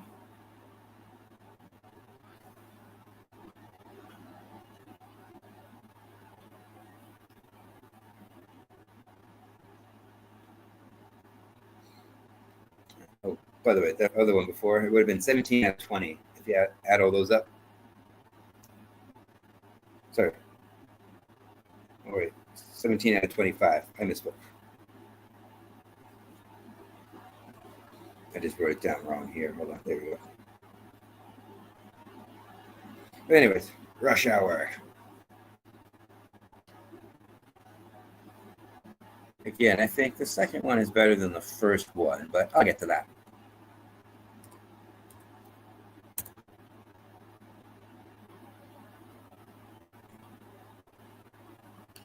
Actually, I should get to the list, right?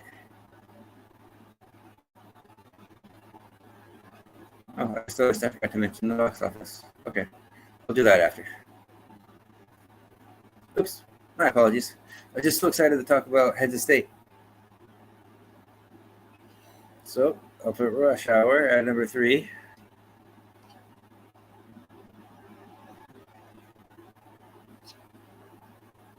I'll read the synopsis. A loyal and dedicated Hong Kong inspector teams up with a reckless and loudmouth LAPD detective to rescue the Chinese consul's kidnapped daughter, while trying to arrest a dangerous crime lord along the way. I'll try that last sentence again. While trying to arrest a dangerous crime lord along the way. There we go, I got it that time. So here's the poster.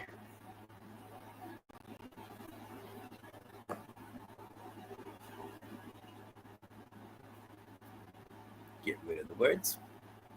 Just want to make sure I'm still screaming. I'm paranoid this is going to cut out. My internet's going very slow. Here we go. Okay, here we go. Rush Hour. The first one came out in 1998. It was directed by Brett Ratner. It was written by Ross LaManna and Jim Koff. Sorry if I butchered that. Stars Jackie Chan, Chris Tucker. It was made on a $33 million budget, and it made $244.7 million.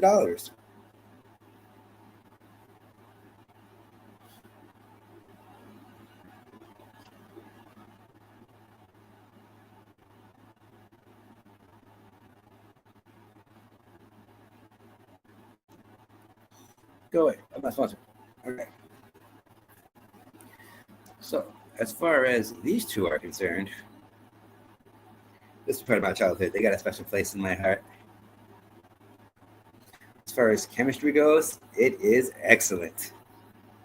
They have this natural rhythm that's undeniable. So I'll give the chemistry a 4 out of 5. For a contrast and dynamic, it's got a strong East meets West type of story, where there's the disciplined versus the loudmouth, the undisciplined. So, for that, I'll give them a 4 out of 5. As far as genre balance, though, this is nearly perfect. It's a really good blend of comedy and action. Jackie Chan brings all the kicks, and Chris Tucker brings the rapid-fire jokes. So again, I'll give this a 4 out of 5. It's very quotable, too. It's got a lot of quotable lines, like that one. Do you understand the words that are coming out of my mouth? So yeah, 4 out of 5 for genre balance. For growth and story arc, I'd say it's moderate. They start out with a rocky relationship. They don't respect each other professionally, but over time they do warm up to each other while remaining mostly in character. A lot of times, movies will have this thing where character will act out of character, so they have this third act breakup, and then they have to get back together toward the end.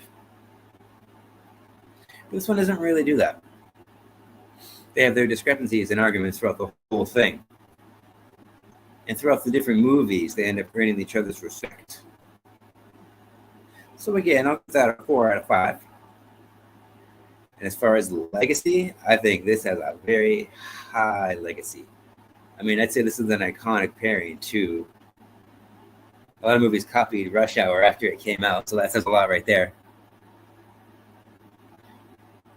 It's cool too because this was the first Jackie Chan movie with him speaking in his actual voice while he spoke the English parts. All the times before that, he was dubbed.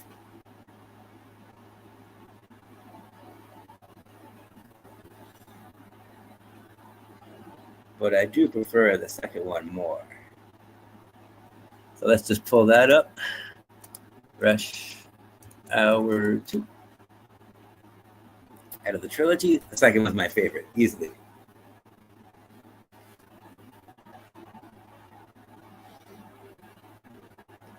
So here's the synopsis.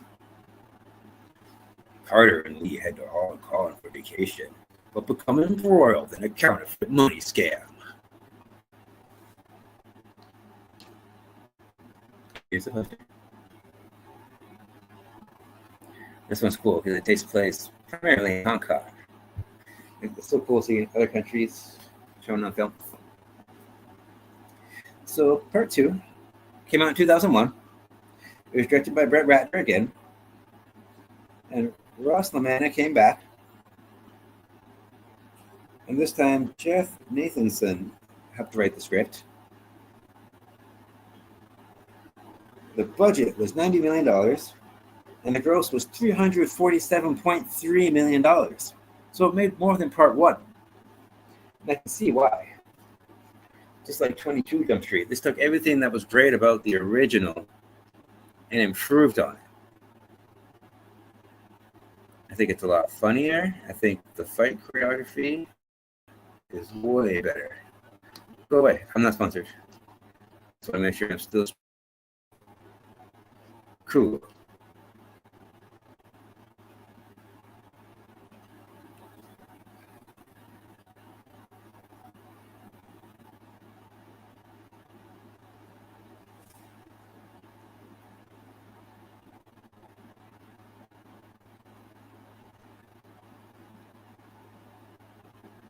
So if you add up all those numbers, I gave 4s across the board for this one.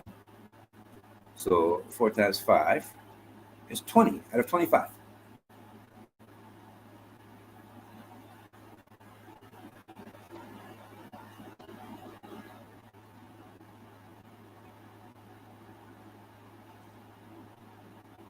Yeah, the second one. Here's a few of the clips here about some of the fight I was talking about. It's so much more elaborate. My favorite part, well, the favorite fight scene is in the massage parlor. But they got one on the side of a building in the bamboo that's pretty cool. And then they got another one at the casino at the end that's really good. There's the massage parlor. And then the third one, I'd say the third one is probably the weakest out of the 3. But it's still a pretty good time. It's not a bad movie.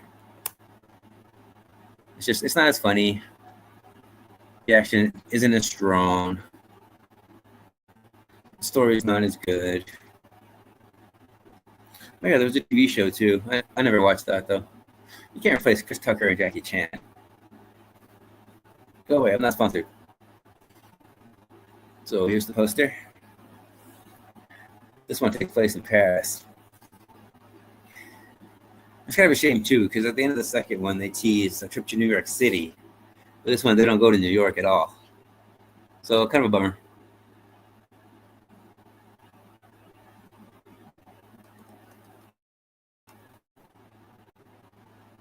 Part 3 This came out in 2007, so there was a pretty big gap in between 2 and 3. But Brett Ratner came back to direct, and Jeff Nathanson and Ross LaManna came back to write the script.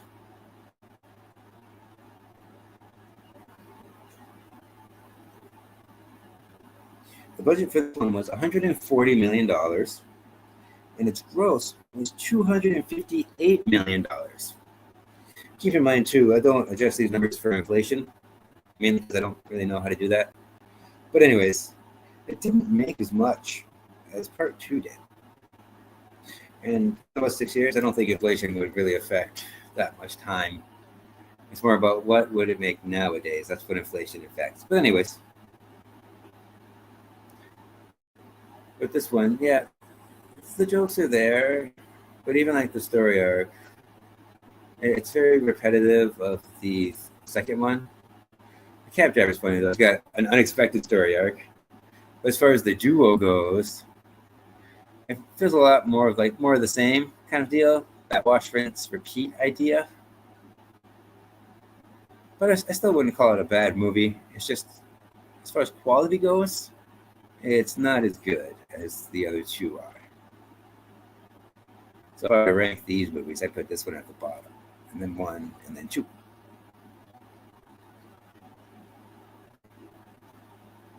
So you can see some of the action scenes here. A lot of the humor is very forced too. I mean, Chris Tucker is more of a womanizer in this one, but he's very aggressive with the women. Not like physically aggressive, but like his humor is very over the top when it comes to trying to hook up with all these different women. He's more of a womanizer in this one than the other one. Other ones, I should say. And even Jackie Chan's story, it's not as emotional with the other ones because he had the old partner. This one's about his brother, but they're not really brothers. Like they knew each other at the orphanage. They just grew up together on the street, kind of deal. But he had a brother. Why didn't you mention it before? Yeah, if you add all those up, it was a 20 out of 25.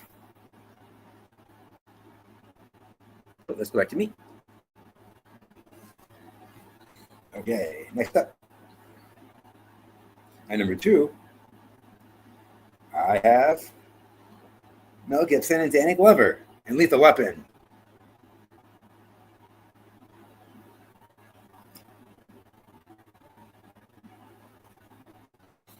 There's 4 Lethal Weapon movies. Whoopsie. I almost screwed that up again. There we go.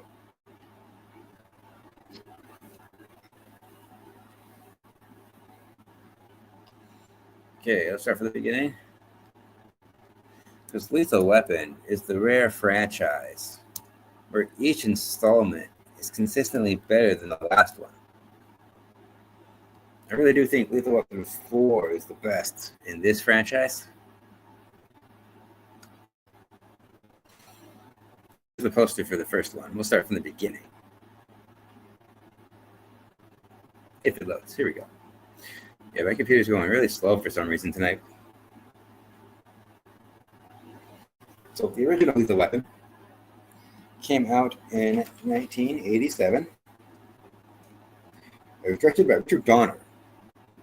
It was written by Shane Black and Jeffrey Bohm. It stars Mel Gibson and Danny Glover and Gary Busey. He plays the villain. Excuse me. It was made on a budget of $15 million.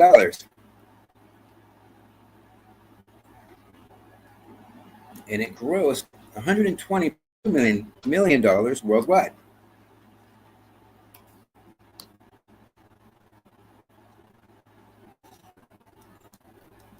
So here's the synopsis. I'm not sponsored. 2 newly paired cops who are complete opposites must put aside their differences in order to catch a gang of drug smugglers.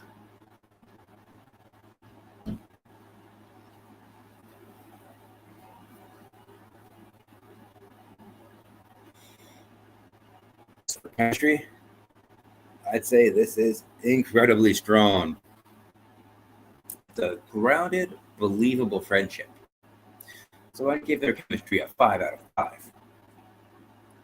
Their contrast and dynamic is classic because it's Gibson plays Riggs, and he's a loose cannon, and Glover plays Murtaugh,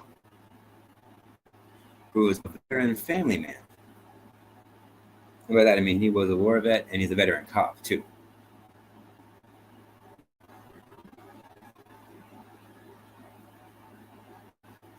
As far as genre balance goes, the first one is more serious, with a few comedic moments sprinkled throughout here and there. Okay, wait a minute. Am I still on? Okay, cool. My internet glitched.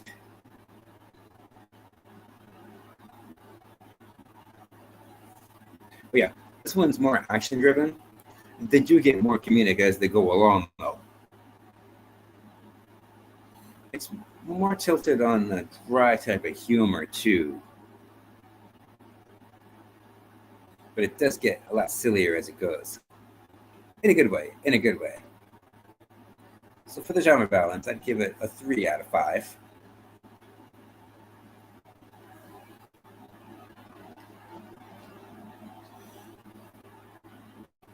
The torture scene is brutal.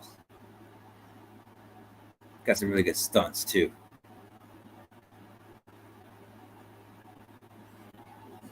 But this one just doesn't have the same amount of banter as the other one did.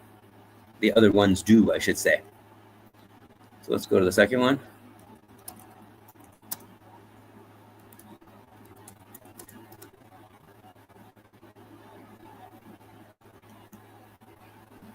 I'll pull up this poster real quick.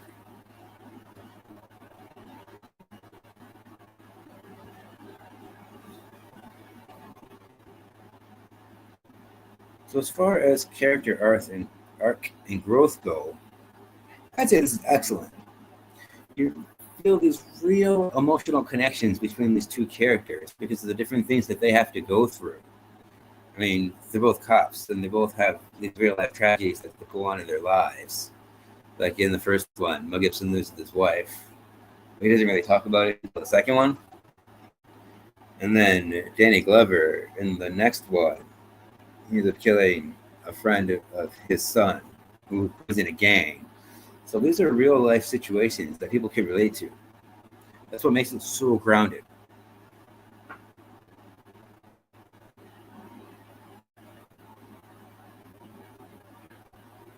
So I'd give this a 3 out of 5.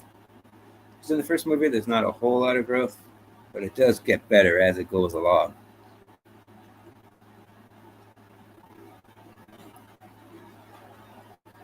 Here's the synopsis for the second one. Riggs and Murtaugh are on the trail of the South African diplomats who are using their immunity to engage in criminal activities. So that right there is a very interesting premise. How do you arrest people that get around the law constantly? But the second one, it's got more of a sense of humor to it. It's got better action. Everything that gets sequel should do.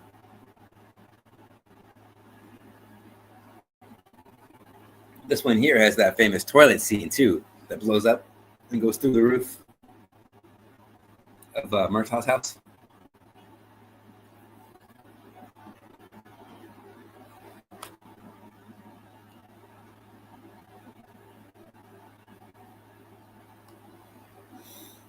You also see more of Murtaugh's family in this one too.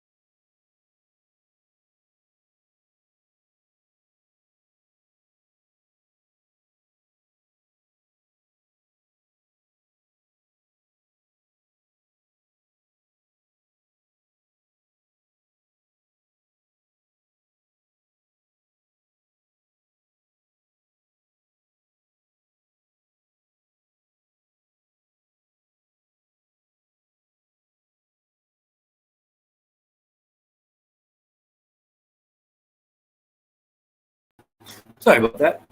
Minor technical difficulties. But I'm back. I'm not sure where I dropped off of. So I'll just try to share my screen. 1 second.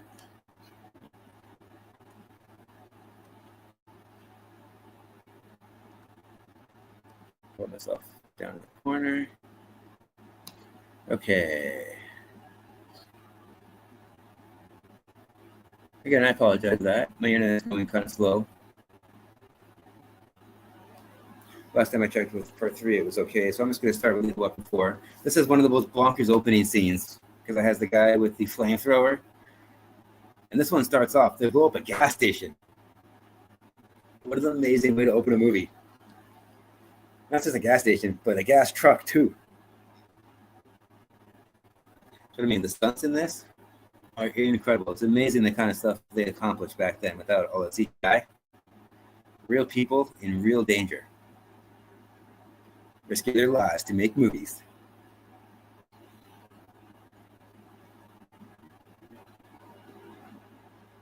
So here's a look at the poster.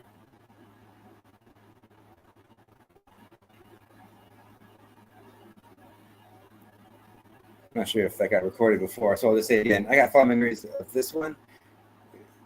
It holds a special place in my heart because this is the only Lethal Weapon movie I saw in theaters. We were on a family vacation in Florida. My dad took us to go see it because I got a lot of fond childhood memories of watching the Lethal Weapon movies with my dad and my brother. So we had a good time when it came out. We loved it. It was a great theater experience too. Much like the other one, arguably, I think this one has the best humor and it has some of the most incredible stunts too. Aside from the beginning part, you got that chase on the highway where they're fighting inside of the home. It's like a trailer almost, like a trailer that's on wheels. Actually, no, it looks like they actually picked the home up and they moved it. But anyways, it's all wrapped up in plastic, and 2 guys are fighting inside. Plastic gives out. Then you got the fight on the dock at the end. And there's a rooftop fight with Jet Li later on. He's the villain in this one. So here's the synopsis. With a personal crisis and age weighing in on them, LAPD officers Riggs and Murtaugh must contend with deadly Chinese triads that are trying to free their former leaders out of prison and onto American soil.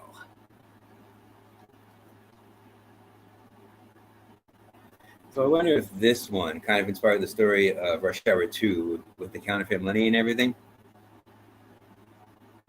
It seems like it's inspired by that. It does take it in different directions, though.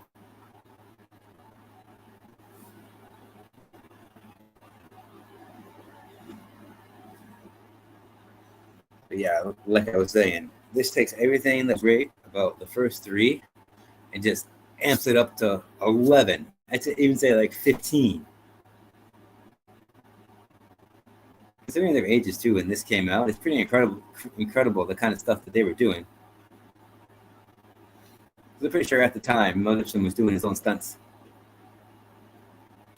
But this story does have the most heart to it, I think, too, because of how personal it is, and everyone becomes one great big family. Like, yeah, their bond was strong before, but because of the situation and the circumstances of this movie, it makes the bond even more stronger too. And Chris Rock stars too. He's hilarious in this. As Murtaugh's son-in-law.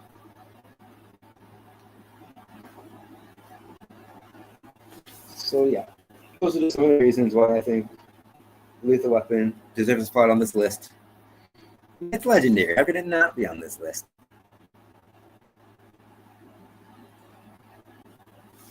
So,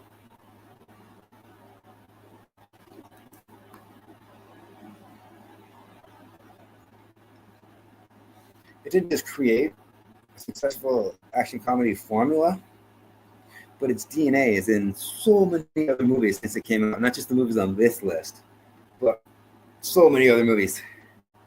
Hundreds. I can't even name them all. Riggs and Murtaugh are the archetype as far as it comes to action comedy duos. Everything else was inspired by those two guys. But as much as I love the Lethal Weapon movies, there's one movie that has a special place in my heart. So, my number one action comedy duo is Will Ferrell and Mark Wahlberg in The Other Guys.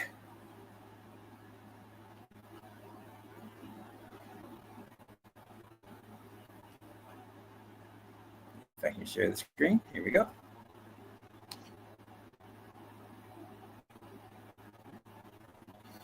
So let's just move these around. Okay, and then I'll just save that.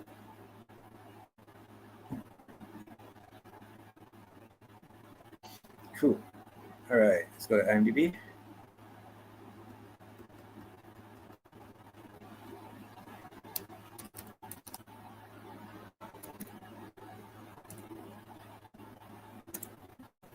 Other Guys. This one came out in 2010.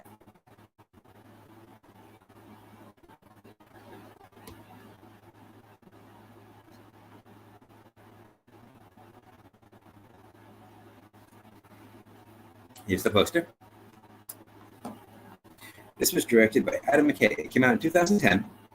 It was written by Adam McKay and Chris Henchy. Sorry if I butchered that. Aside from Will Ferrell and Mark Wahlberg, it stars Derek Jeter.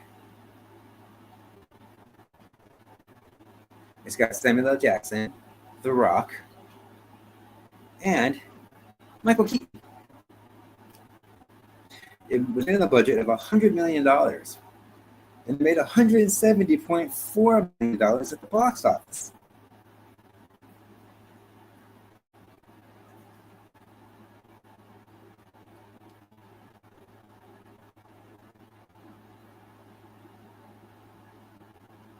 And close.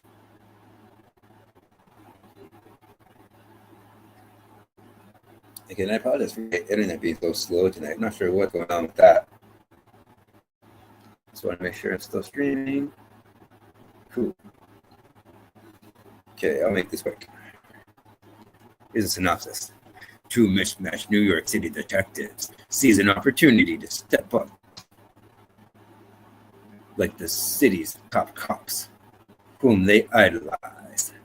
Only things don't quite go as planned.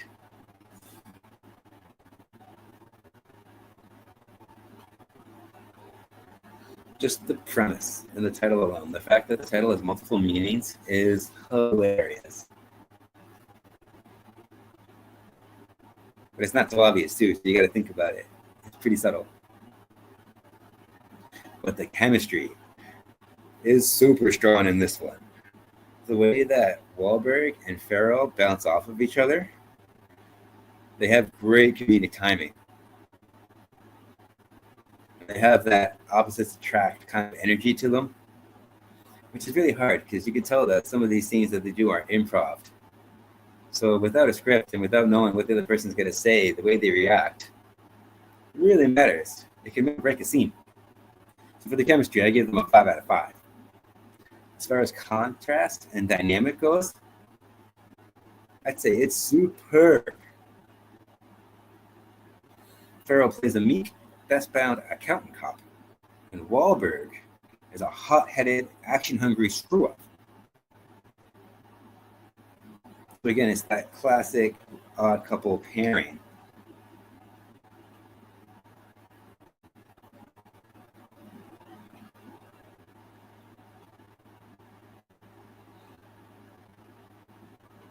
But it also gives a great comedic inversion to classic buddy comedy tropes. Because these two aren't really the best cops in the world, but they get better as they go along. And people get their, and they get people's respect because of that. So I'll give them a 5 out of 5 for that. As far as genre balance, it's also well executed because it mocks action cliches, still delivering a decent set pieces of action. And the humor comes naturally from the character's absurd behavior. Again, Wahlberg's a straight man, And Will Ferrell is the off-the-cuff one, because you never really know what he's going to do. Sorry, I said that backwards, but you know what I mean. Ferrell's a straight man. Their growth and arc is really solid, too, because they learn how to respect each other and rely on one another. At first, they don't really respect each other as far as professionally goes, same like before. But they have these personality quirks, because Will Ferrell's got this dark backstory about being a pimp, and Mark Wahlberg's got this funny backstory about shooting Derek Jeter. They call him the Yankee Clipper. So I think that's hilarious. Their backstories come into play toward the end, too. And it's cool how it all comes back full circle. So 5 out of 5 for that. Great character art, especially for one movie. And the legacy. This is a cult favorite. A lot of my friends, people that I know, they love this movie. So it's not like a landmark film by any means, but it's so beloved because it's a satirical take on action movies and standout moments. This movie's so quotable too, like aim for the bushes. So yeah, 3 out of 5. You add all those things up together and you get 22 out of 25. There's this reversal typecasting that works. The serious guy is the goofball, and the comedian plays the straight guy. They have this mutual frustration with each other, too, as it grows. But then it kind of pivots to them having camaraderie. Well, the story does kind of lose steam in the middle. It really does pick up toward the second half, especially toward the end with that chase scene. This movie got a special place in my heart, too, because... Hold on, I want to make sure it's still streaming. Yeah, cool. Because there was an important time where I didn't have cable or satellite, and streaming services weren't really a thing at the time. So I just had a DVD player and a small stack of DVDs, and this was one of them. So I've seen this movie so many times, I could practically recite it. I love this movie so much. It really helped me out through dark times, too, when I didn't have much money, was in a new apartment. I was battling addiction at the time, just getting over that. So I needed something for some levity and some lightness in my life. And this really helped me laugh. They really do say that laughter is the best medicine, and that really is right.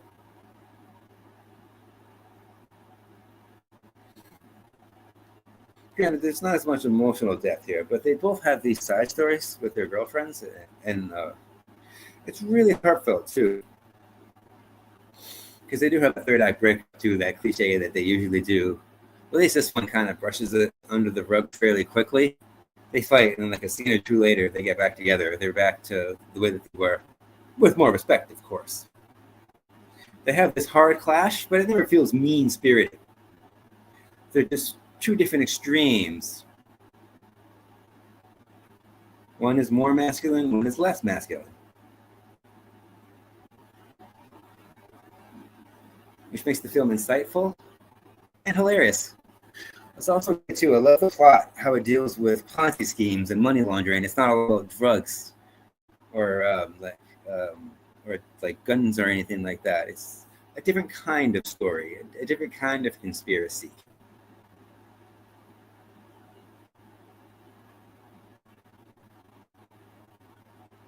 It's got a good supporting cast too. So yeah, those are some of the reasons why it's number 1. Let's go back to me.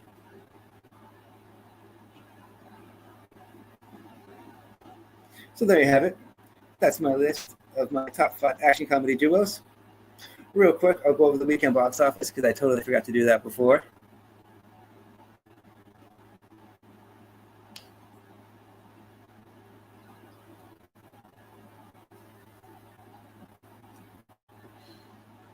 Maybe on July 18th to the 20th.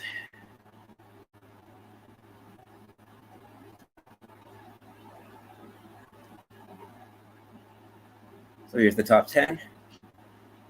And number 1, let's try that again. At number 1, we have Superman. It made $58.4 million. It's been out for 2 weeks now. It's holding strong, though. It's got $238.6 million. Sorry, $236.2 million. At number 2, we have Jurassic World Rebirth. It made another $23.7 million. It's grossed $274.4 million so far. It's been out for 3 weeks. I Know What You Did Last Summer is 3. It made $12 million for its first week. Smurfs made $11 million its first week at number 4. F5 is number 5. Sorry, F1 is number 5. It made $9.8 million. It's got 153.9 so far. It's been out for 4 weeks. How to Train Your Dragon Remake is number 6. It's got 5.4 million this week. It made 254.7 so far. It's been out for 6 weeks. Eddington is new to the list this week. It's in 7th place. It made $4.4 million. Elio is number 8 this week. It dropped 3 spots. It made $2.1 million. It's got a total of 69 after 5 weeks. Number 9 is Lilo and Stitch, dropping 2 spots. It's made another $1.5 million. It's made a total of $418.2 million so far. It's been out for 9 weeks. It's still going strong. And number 10 is 28 Years Later, still holding strong with $1.3 million. And it's made 68.7. And then shout out to Mission Impossible. Still holding on to number 11. Here's the other ones here. Mission Impossible, Megan 2.0. Megan 2.0 isn't doing very well. But anyways, let's go to international. Sorry, worldwide, actually.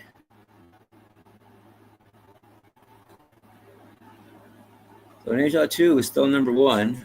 Lilo and Stitch moved up a spot. It beat up Minecraft. It's got 590 million so far. Sorry, I'll start from the top. Ninja 2 has $1.8 million worldwide.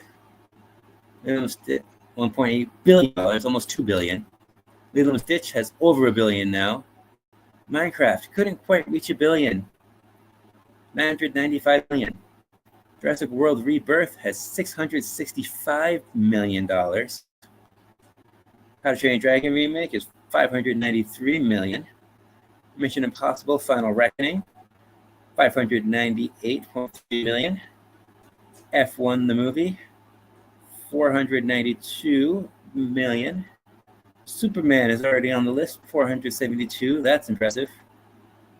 Captain America Brave New World is holding on strong with $415 million. Thunderbolts is number 10 with $382 million. I really thought that would do better. And then shout out to Sinners of Destination for making top 15.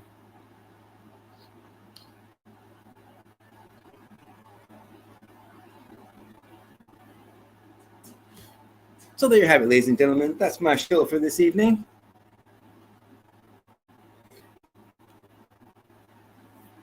I hope you enjoyed tonight's episode. Have a good night. I'll see you next time.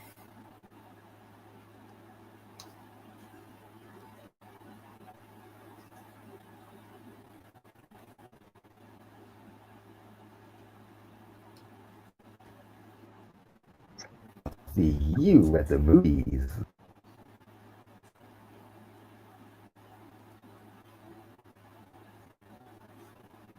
So, until next time, I'll see you at the movies. have a good day.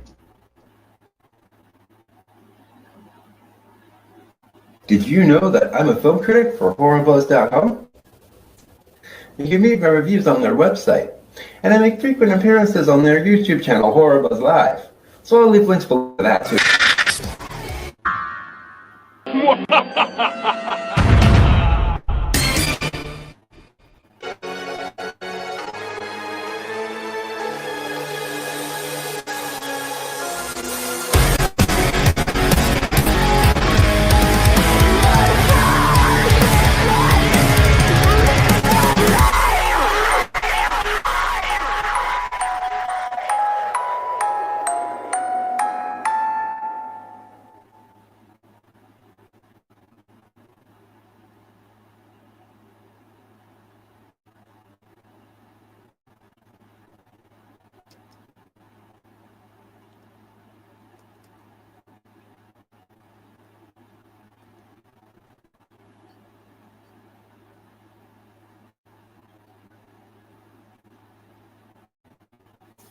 Thank you for watching. Please like and subscribe if you like what you see and you want to see more. That way, the algorithm will kind of suggest my videos every time you watch one. The next one's going to pop up. That's kind of how the algorithm works. So thank you very much. Please like and subscribe. Bye. Keep watching movies.